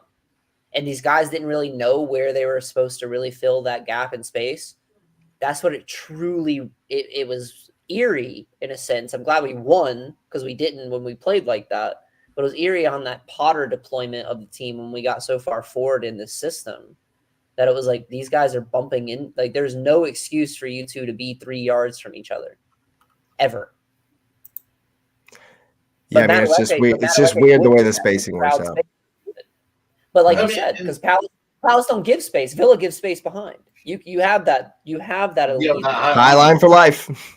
High line for life. We go play the way we want to play, mate. Frankie gave my. We go down to 5. We'll have a go. Frankie gave my boys boots at halftime though. Found his scoring. Yeah, absolutely. I mean, I think the thing that is frustrating is when you play a team like Palace, it does feel like that there's no real plan to break them down. Yeah. You know, because I watch. Okay, so we'll just use Palace today as an example. Anytime they have the ball in our, final third, there was space for guys to potentially cross the ball in, take a shot. Anytime we had the ball in their final third, there was no space. No. There was 8 guys in a little, 10-yard space. And very narrow. 3 of them were Chelsea players, So we kept playing it out to Gusto. But the thing is you keep crossing into the box, especially in the air against Palace. Like you're kind of Anderson and Gahey are pretty big. Yeah, and then Richards actually played. Richards, yeah, it was Richards, wasn't it? But it's frustrating because it's almost like Pochettino goes into a game thinking it's going to be wide open, it's going to be wide open, it's going to be wide open, and it's never wide open. So when it is actually wide open, he looks like he's got good tactics. But when it comes down to a game where there's a low block or, teams are playing very defensively, we look like we're running into a wall just over and over and over again. Yeah, bro, we don't have Harry Kane. We don't have 38 goals. I think you would benefit from, and I know that your system is designed to get your fullbacks to provide the width, but I think you would benefit from a tweak where your wingers, guys who can actually attack and go at people 1v1, if you give them the license and freedom to get that width and then attack the outside backs themselves, as opposed to Chile and Gusto providing your width, and all they're giving is service. Yeah. They're not doing a step over and making Axel Disasi, lose his mind. You know what I'm saying? But, Palmer might. Yeah. Madueke might. Jackson might be able to handle that. And Nkunku improved, because it wasn't hard to do on Madueke's performance. Jackson's not making any type of foot movement ever, bro. Ever. More so than Chilwell or Gusto. Put him on par with Chilwell and Gusto. Who? Fair enough. Jackson. Oh, Jackson. When he tries to do a step over, he ends up putting the ball in San Francisco Bay. Oh, look, my man, he hit a back heel that was fantastic. I love that. That was great. Yeah. That back heel was good. But no, I mean, I think I said it, when we were talking about the game in text. Like, Madueke looked terrible today because he was running into the same lanes that Gusto runs into. So they were just No need to mark. It's one defender. No need to mark there's both one of them. defender That guy's got facing covered. two guys. They have 4 guys in there, and they only need one. One. Yeah. Oh But no, my I god! agree. If they It's sat clutter. back a little bit, gave a little bit more space for the wingers to actually attack, also gives them an outlet to potentially cross it in. At that point, the winger has pushed the defensive line forward, and then you have a little bit more space there at the top of the box, right there near the PK spot, evenly to stop to take a chance. And I think that's honestly where Jackson might be more successful than if he is trying to run in on a cross. I know he got one against Villa, but he was just kind of standing there. I mean, it was a good header. I'm glad that he put it, on frame. But like they crossed the ball into him today, and I wasn't mad that he didn't score because I saw what he was trying to do. But it was the only time he had any space. And it was because it was almost like on a counter of sorts. So he was in between the two defenders. So he actually had some space to actually make a play on the ball. But 9 times out of 10, if you watch our games closely, it is a hodgepodge in that box. And it just doesn't matter. No one is sitting back. Like I always joked last year, can someone please take a shot from outside the box? I don't care if it goes 20 yards up over the goal. Just rip one. Right. We have so much. Right. Right. Like and Jake, I think you'll get this when I say it. We try to arsenal the ball into the goal. I mean, it really ball. is that Pass way. it in or it doesn't count. Exactly. Yeah. It's not. If you have 97 touches in the box before you score, it's not a good goal. You have to literally A button, pass it in the net, or it doesn't count. If 6 guys don't touch the ball in the box, everybody's running. Everybody's running suicides. But it's frustrating because it's like, okay, Palmer, take a shot from outside the box. Enzo, take a shot from outside the box. Connor, take a shot from outside the box. And then Jackson does take one, and it scares the corner flag. Can't. Oh my goodness, yeah. But what do you think, Lewis? History of the Chelsea. Oh yeah, the history of the Chelsea. What do you think about the Blues? I didn't catch the game until I turned the game on because I was doing something else. I turned the game on when was it the second goal? Yeah, when they went up. 90th minute. As soon as I turned the game on, the breakaway was on because I think Sterling made the first pass and then the second pass for the assist came from was it Gusto? Palmer? Yeah, Palmer got 2 assists. Yeah. Yeah, and I was like, oh, okay, Chelsea looked pretty good. So I was looking at the chat and I'm like, well, this isn't what they was talking about. I'm like, this doesn't look like all of that was a bit different. So it kind of was rough. Yeah. Yeah, I hear you. But hey, 3 points in the end. Well, Definitely. The funny thing about them, just the thing I noticed at the end is they literally were like, hey, we're scoring. And they literally were just going to keep going. They just wanted to keep scoring goals. And I think that was sort of a morale thing where they just were like, hey, man, we got one. And we need to just keep scoring so we can keep the scoring boots on, which I think is great. We needed to get that goal differential back to a positive. Yeah. Even though X, you made a point about Harry Kane. Now. And Sir Harry Kane didn't score this weekend. Leverkusen. I watched the game. And Munich had most of the possession in the game. I watched that game. And 2 of the goals were off of counters. So Munich were not good. No. Leverkusen were far superior. Yep. Far better.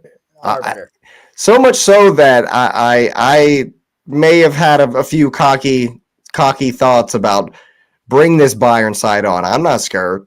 They the funny thing about them is that they're 5 points clear because I know I wrote in the chat when I saw that and I saw that they didn't play them again. I'm like, well, this is it because realistically, they'll win games, but as long as they don't lose to anyone, league's done, man. Because the next team after them is 12 points back.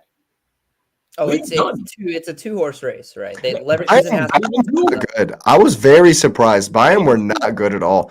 And the commentator was talking about Tuchel switched everything, switched it all up, changed personnel, changed formation, changed tactics, changed it all to try to beat.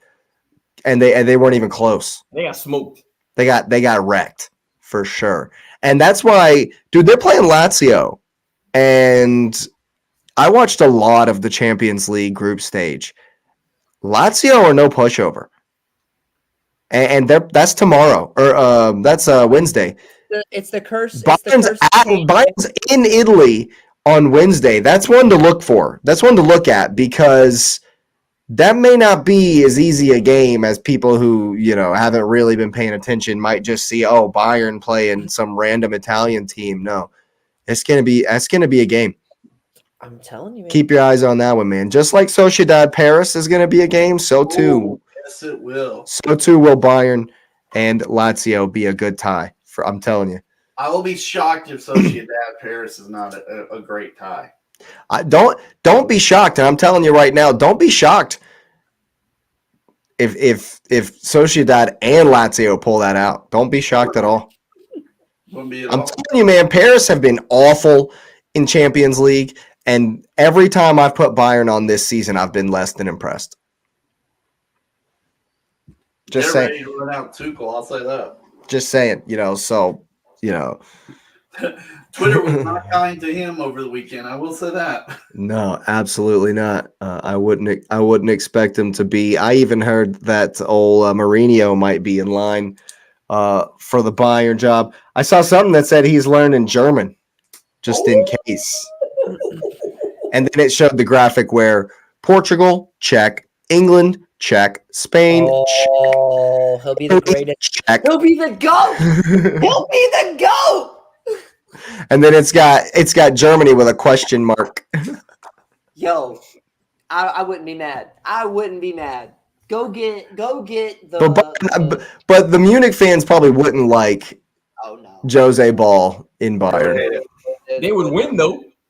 They would win. They would wreck the league. That's where what is the old saying? That's where an immovable object meets an unstoppable force. The curse of Harry Kane meets the winning mentality of Jose Mourinho. Well, it's already met itself once. Bro, if Harry Kane goes to Bayern off the back of them winning 10 straight leagues. But they're out of the German Cup league. They lost the German Cup. They could get nothing. Goose egg. Goose egg. My man made a crossroads deal and didn't read the fine print, my guy. You have to stay at Tottenham. He's literally doing the same thing because when he was at Spurs, he was leading the league in goals. Crushing goals. And this team wasn't doing anything. Oh, my God. They lost to some random, third-tier team in the Pokal as well. I remember that. Last time Bayern did not win a single trophy was 2011, 2012. I'm shocked Tuchel has a job still, bro. I really am. Not much longer. They ran out Nagelsmann and they were top of the league. They shouldn't have let him go at all. I'm telling you right now. I know I said it during that game in the chat. Everybody out here saying Liverpool are shoo-ins for this Europa League. Liverpool about to smoke everybody in that Europa League. Bro, your homie's 31 games unbeaten. All comps has not been beat at all in any competition. They gave him that. I'm done. The quad is on, baby. But think about it. This is why when I said before, why would he even leave there? I wouldn't leave. Never. Especially since Champions League is damn near guaranteed for Leverkusen next season already. What did you say? Third place was 16 points back. They're a shoo-in. They're definitely in next season's Champions League, already. They're as much a shoo-in for next year's Champions League as City is. We'd bet the house that Manchester City is in next season's Champions League. Leverkusen are definitely in. 31 games, unbeaten. Look out, Klopp. That's all I'm saying. Wouldn't that be awesome to see that in the final? Xabi Alonso versus Liverpool and Klopp. And I think Liverpool would lose. I mean, yeah. I've seen Leverkusen play twice, and I've been very impressed both times. Yes, sir. Both times. They brought it back versus Stuttgart in the Cup a couple of weeks ago, and then they wrecked Bayern. They swept them aside. Even without their best forward. Click, I think, is the guy that's been starting up top. They started Wirtz, who has already been capped for Germany. Florian Wirtz. Florian Wirtz, yep. Fantastic player. He looks strong for sure. Yeah. For sure. They have yeah. 13 games left in Bundesliga. Oh, it's done. I mean, who's going to beat him? Dortmund? Maybe. They have to go to Dortmund. Maybe. But I mean, even if they lose that game, they're still not going to lose the league. No, they don't think they lose multiple games to lose the league. That's crazy. They don't have Leipzig anymore. They have to lose 2 games, right? It's 5 points. And Bayern has to win all of their games. Well, Bayern has to be perfect, yeah. And they haven't been. Like that, no draws, none of that stuff. They haven't been though. That's why Tuchel's on the ropes, man. That's why it's not just the one loss to Leverkusen that has Tuchel on the ropes, dude. Yeah, no, if Champions League will mean a lot to them too, though. But dude, it won't. I'm telling you, X. Watch the game on Wednesday. Watch Lazio. Watch Bayern in Italy versus Lazio. Watch the full 90, and you'll see. I guarantee, unless they do something they haven't done all season. Yeah. Because, like I say, man, I watched a ton of the group stage. I've seen them in the Champions League this season. It's not been all that. It's not been what you would expect from Bayern Munich. That's why I'm like, I've been saying, I guarantee Arsenal's going to see Bayern. Arsenal's going to see Kane. Bring them on, baby. Bring them on. I'm telling you right now, we'll smoke them. We'll smoke them. From based on what I've seen of them this season, I have no worries. Yeah. Champions League semifinals. Here we come, baby. Let's go. Let's go. Then it's Madrid, of course. Of course it's Madrid. And then, it's Madrid. No, honestly, fairy tale status. I'd rather see City in the semifinal and then beat Madrid in the final. That would be the run. To beat Bayern, City, and Madrid to the Champions League, that would be epic. Yeah, that's the run, bro. That's the one. That'd be about as hard as what City had to go through to get to the Look, man. All this talk of this run's difficult, that run's difficult, that don't matter. That's out the window. This is the best of the best of the best of the best. And to be the best, you have to beat the very best. So bring them all on because we got to do it at some point.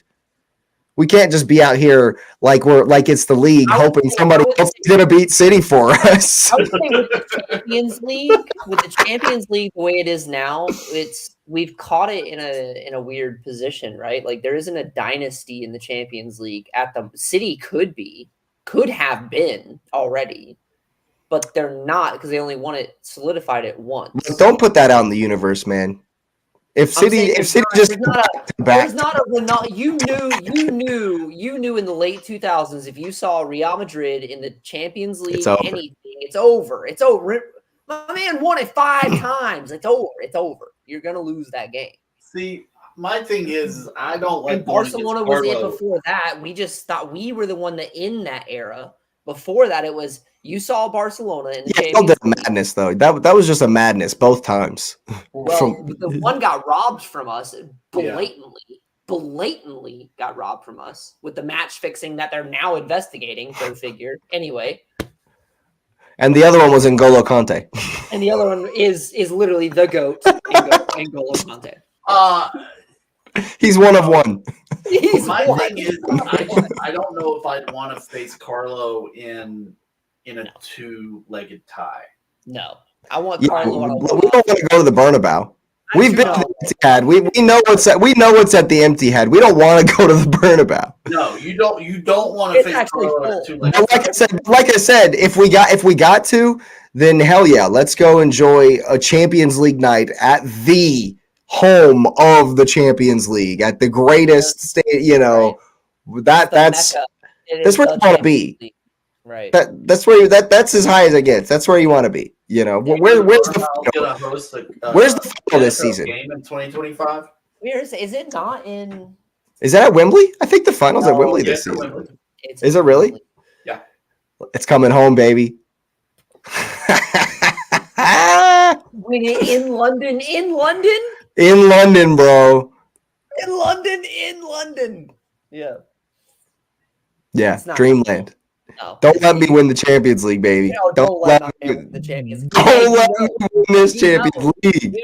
It's actually really bad luck to be the home team in your home country stadium. We don't play in that stadium. When's the last time Arsenal played at Wembley? It's been 4 years, dude. Champions League, the statistics for the Champions League final being in the home country stadium is not actually as good as you would think it is. Yeah, well, like I say, all of that really doesn't matter. It's the Champions League. We got to beat the best of the best to be the best, and so bring them on. Absolutely, man. But yeah, lots of games going on. Speaking of best of the best, Liverpool, not the greatest performance, but of course, lethal in front of the net. Diogo Jota is a killer, just an absolute killer, man. Let's talk about the foul that maybe should have been. Let's be honest. If my man dives, he gets the call. I hate that just came out of my mouth. But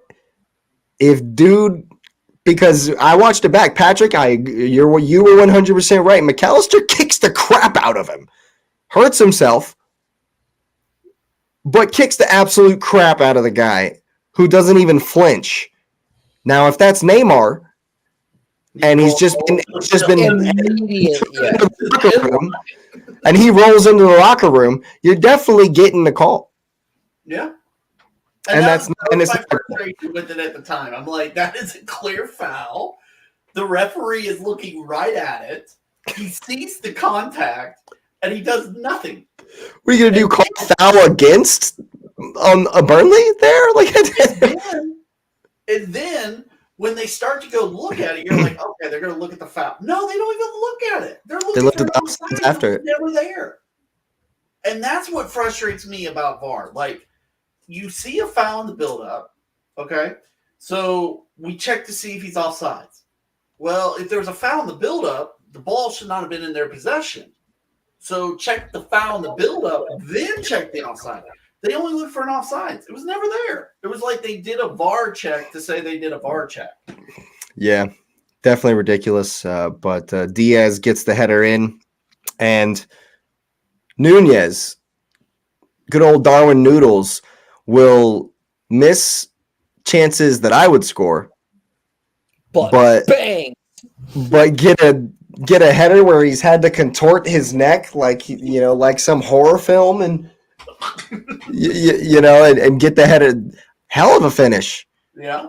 Bangs. Right? We also learned why Fofana is on loan from Chelsea and not playing in the first team. It should have been 3-2. My man has his goal. Burnley should have had 2. It should be 3-2. Bro. Yeah. 100%. Van Dijk has another madness, and Fofana's in. No left foot. No left foot. I think he panicked. I think he panicked on the first one. He just didn't get it out of his body, and ended up hitting it right at Allison. That wasn't Allison, it was Kelleher, you're right. Allison was sick. Yeah. And so I think the first one he panicked. The second one, he's like, well, I'm going to work it around him, which he did, but he pushed it just a foot wide. And so, he's 20. He's going to learn from it, but they really had a chance there. And I think a lot of us didn't expect it. I know Lewis probably did because, he's Team Vinny. But they really had a chance there, and it's a little frustrating. Didn't I pick this score? I think I picked this score. You got 3 points for this score. Yes, you did. Man, I'm glad I didn't watch this one live because I'd have been pissed. I watched it. I'd have been so. I was actually hopping around the games at the 10 o'clock window on Saturday. When I was talking about it, I started watching the City game, then Everton pissed. No, I watched the whole City game. That was a 7:30 game. Everton pissed me off. And then I started watching. What game did I start on? I thought it was Burnley, and you I said started on Spurs Brighton. Oh, okay. Which was decent. And then I was on Burnley Liverpool, and then Liverpool went up, and I was like, yeah, well, that's over. Then I watched the end of Sheffield and Luton. So yeah, I was all over the place. I didn't actually get to see all of any one game, but yeah, man, Liverpool, another 3 points. They continue to roll on, still on top of the table. Of the 3 teams at the top, I'm just going to throw this in here. More shameless self-promotion. Arsenal were awesome. City were second gear, and Liverpool were eh. And that's why I went on a little rant about City and Liverpool can be and still win. No, you didn't say City, sir. You didn't say all that matters is 3 points. 1-0, all good. 3 points. That's all that matters.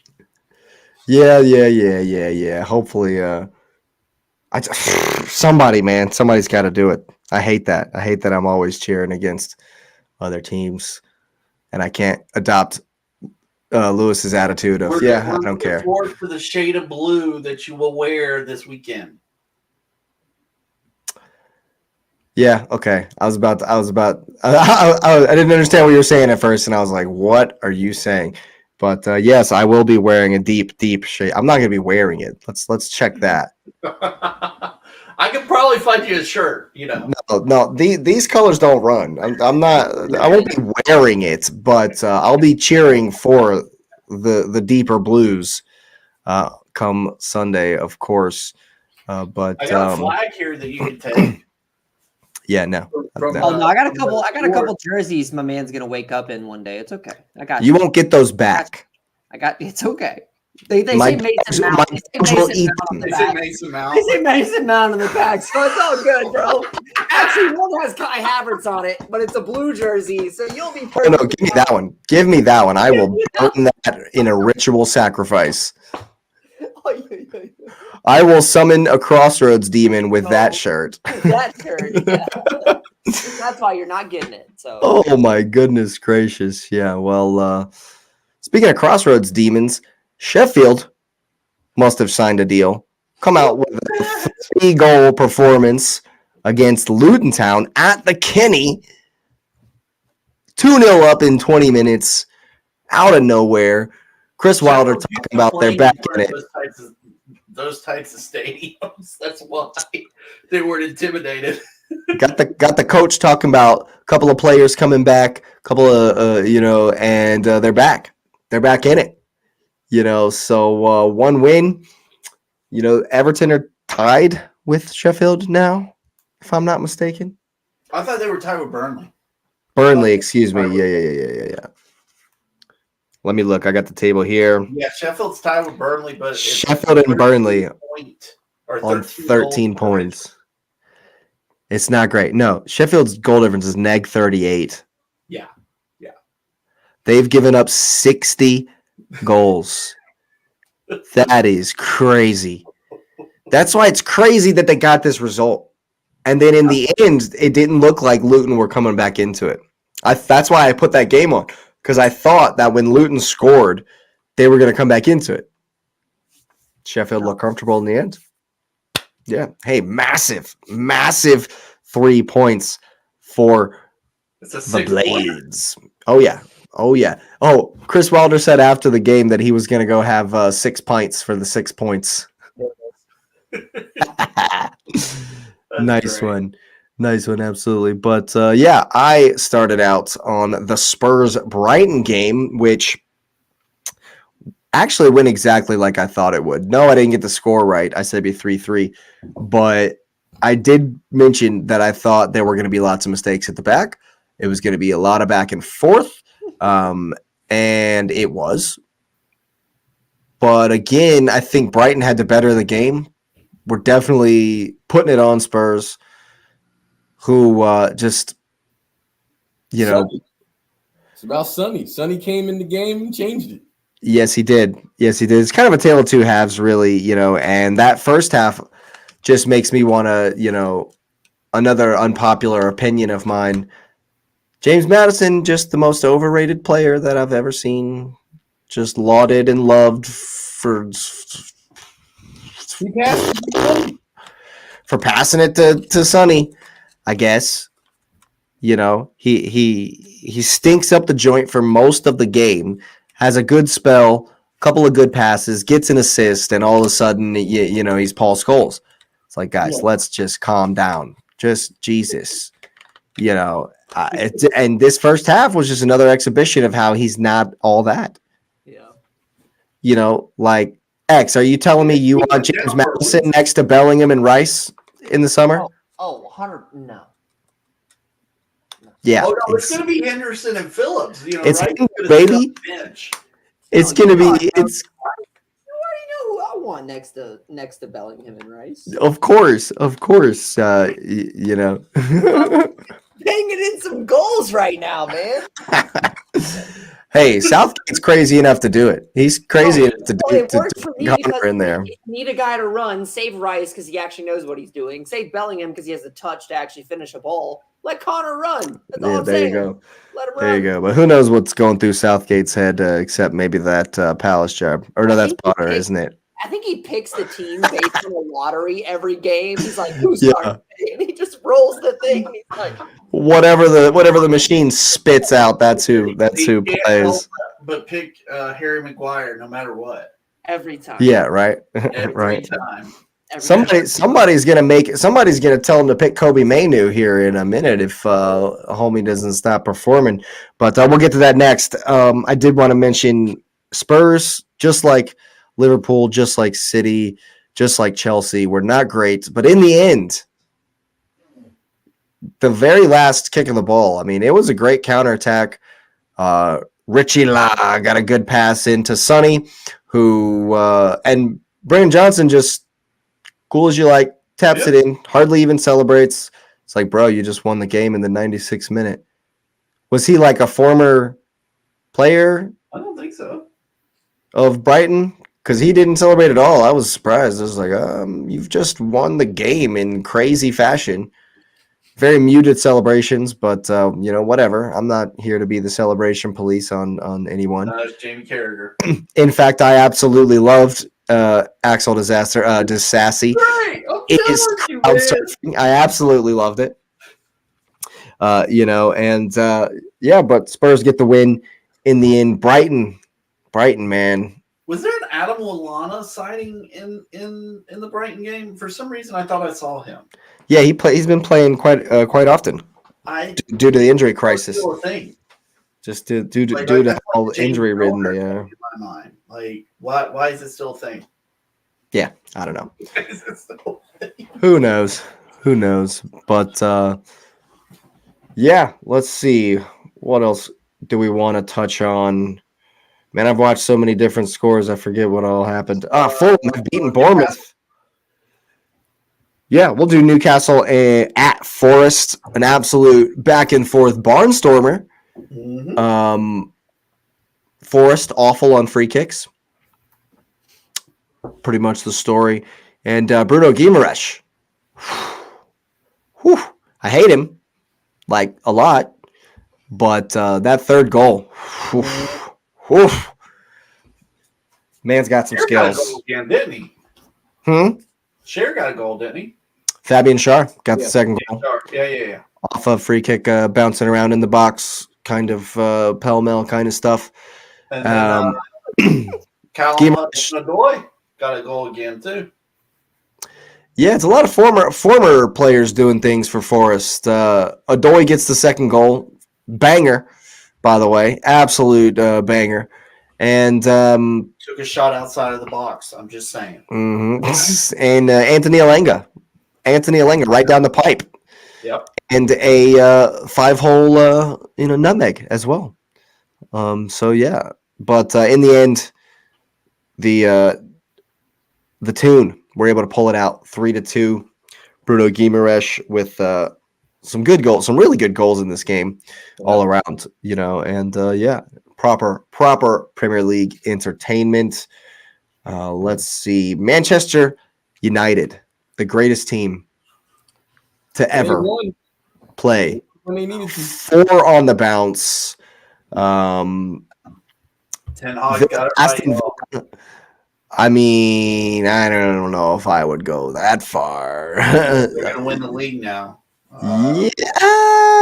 Let's pump the brakes there on that one. But Kobe Mainu is the greatest thing since Paul Scholes. Yes, if we want to get some sensationalism going here, I do like what I see from him. But can we not freak out over 4 games? Rasmus Højlund has scored 5 and 5, the youngest player to do so since Nicholas Anelka. Awesome. But can we not, with the Haaland comparisons? Can we not with the... Why wouldn't they do that? Can we not freak can we talk out about the picture that they took last week and everybody's Dude, I saw someone on Instagram do a painting of that from the back. It's absolutely magnificent. I hate United with a fiery passion. You guys know that. But with the 3 of them sitting on the thing, and you should look it up on Instagram. It's beautiful. It's absolutely fantastic painting this dude's done. It's really big mural of the 3 of them sitting on the boards with the fans behind them. That was really, really cool. But yes, United fans get way out of hand with this stuff. Just absolutely way out of hand with it. They got to go to Kenny this week. Ooh. It's gonna be an interesting one, absolutely. But Scotty, too hottie. Oh, once again, the savior. The Scottish Messi, man. McMessy. Scotty McMessy. He subs on, does his magic. Yeah, I think that's his main quality. His main attribute is, look, man, someone needs to be the hero. I don't know if it's going to be you, but go do something. And he's come up with the goods, 7-8 times this season now? I don't think that United were necessarily, awesome in this game. I think Villa definitely had them up against it a lot of the time. You got to love the Douglas Luiz, booby shake. Oh, that was great. That was fantastic. In front of Onana. That was great. I loved seeing that. Really well too, man. Onana was just everywhere. Onana stood on his head. He actually, he had a great game for sure. Some good saves in there, and definitely contributed to a big 3 points for Manchester United. What's 4? We mentioned this last week. Have we seen the best of Villa this year? Is this it? I mean, maybe there's a slide. That's remember their home form was what was protecting them. Because before they were on the road, and at home they were a fortress. They've lost their last 3 at home. 3 at home, 3 straight at home. Yeah, and they've they won. Yeah, they had that 5-0 over Sheffield. That was the last away game they played. They have to go. They still have to go to the Emirates. They still have to go to the Etihad. No, we haven't played them twice. Huh? Have you? Yeah, played twice.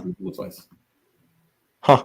I think they did. I don't think you did. I don't think you have. I don't think you've been to. Yeah, you've been to Villa Park. I don't think Villa's been to the Etihad though. No, I thought they played them twice already. No, but Poole still has to go to Villa Park as well. And that won't matter because Salah will be healthy. Yeah, absolutely. But bit worrying for old Unai and the boys. Maybe we have seen the best of them. But I don't know. Worrying you've already played them twice. I didn't realize you played them twice already. Yeah, there you go. Yeah, I thought so. But for Unai, I mean, where they are was sort of a revelation. I'm sorry, I'm wrong. I somehow bypassed you. Y'all play them Wednesday, April 3rd. Sorry. Okay, but I mean, Villa's supposed they'll finish top 7, so they'll be in Europe. And I mean, Sure. I think Well, that's they're going to win the Conference League, so yeah, that was the goal anyway. So I mean, they'll be in Europa League. They'll jump to Europa League because they're going to win the Conference League. yeah, so they're overachieving at worst, right? It'll be a tragedy if they don't. Absolutely. But speaking of tragedies, Bournemouth at Fulham, 3-1 to the Cottagers. Munez keeping your boy Broja out of the team. So I read a story.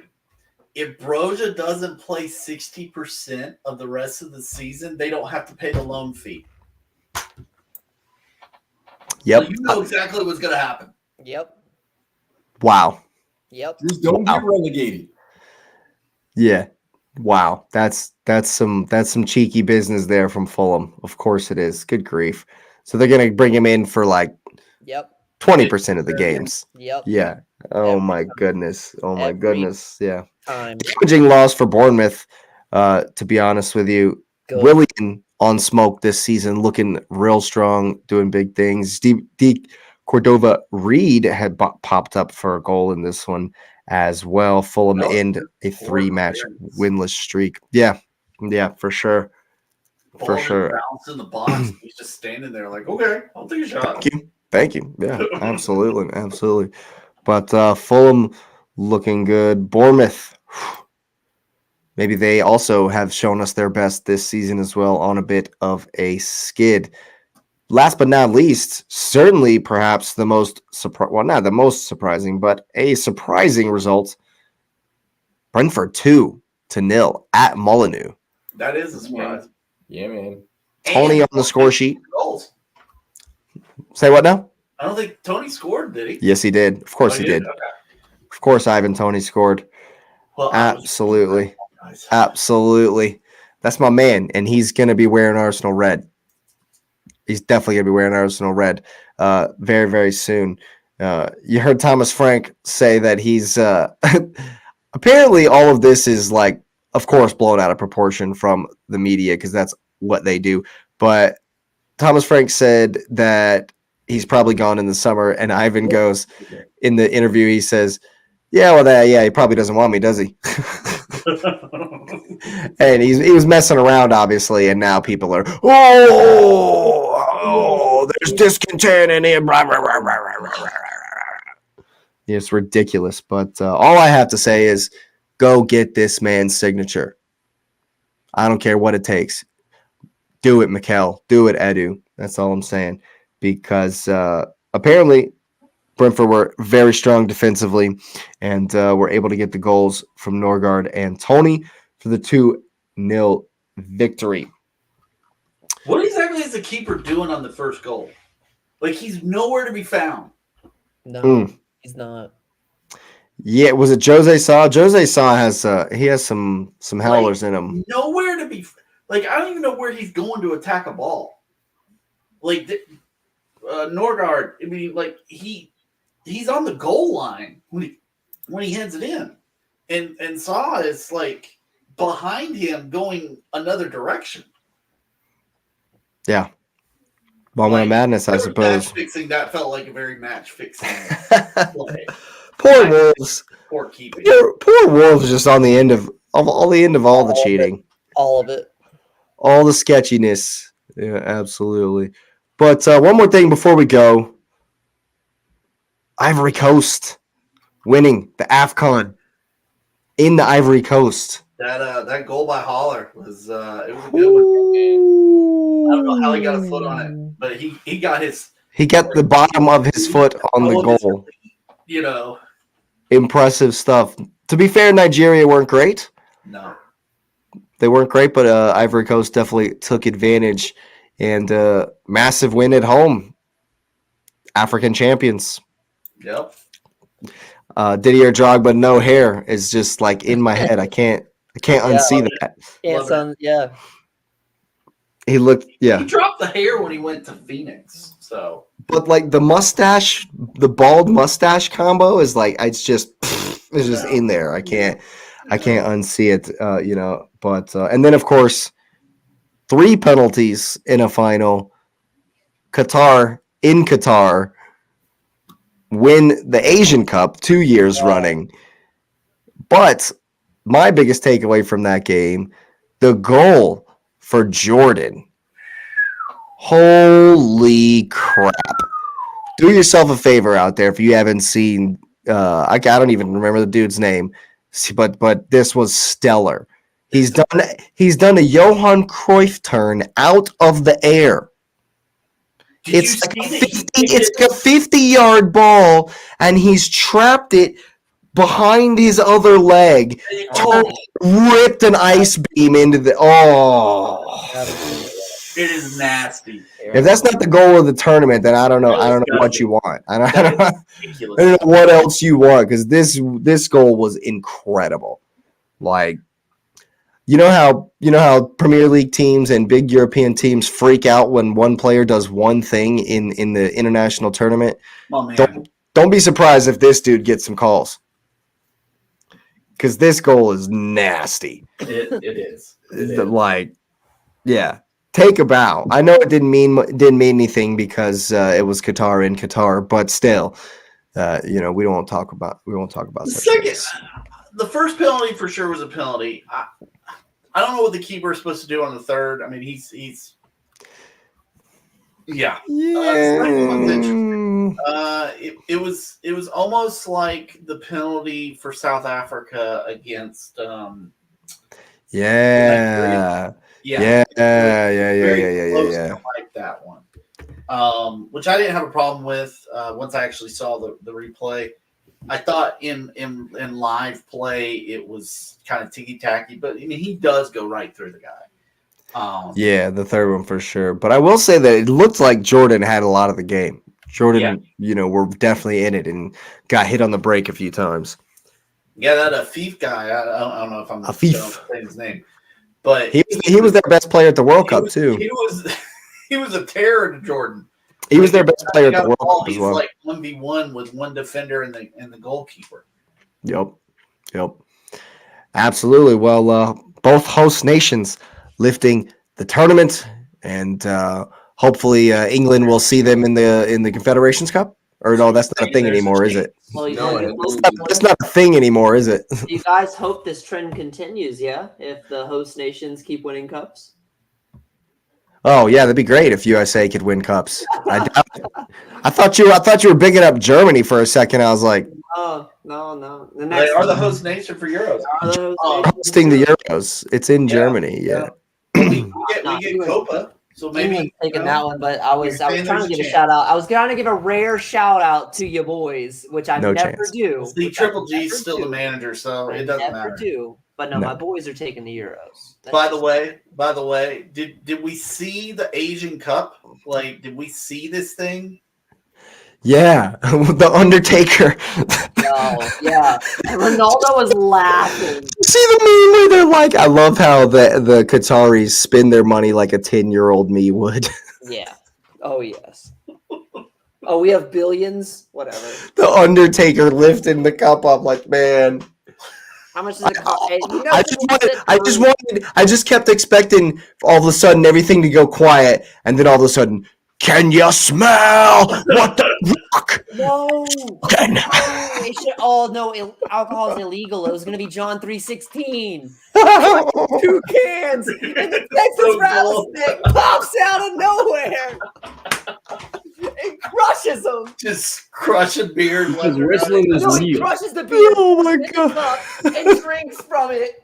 Straight from the Undertaker's hand. It's an absolute circus, dude. You know what room I want to be in, though, and whose job I really want? I want to be in the room where they were sitting there and they go, yo, all right. What's the plan? I got it. We're going to have the Undertaker lift the cup, and everyone in the room just loses it. They're like, yeah, that's the plan. Whoa! You get $1 billion this year. You know that man's making like $700,000 a year being an ad band. What are you doing? Like, what are we doing?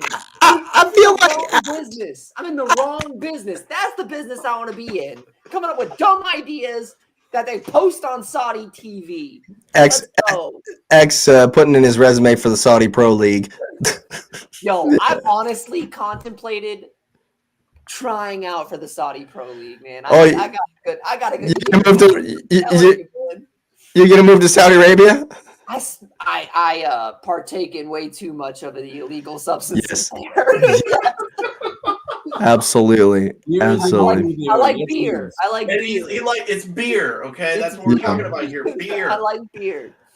Well, if you're as high on life as Xavier is, go ahead and get the likes up on the video. And of course, subscribe to the channel if you are new. We are on our way to 200 subscribers.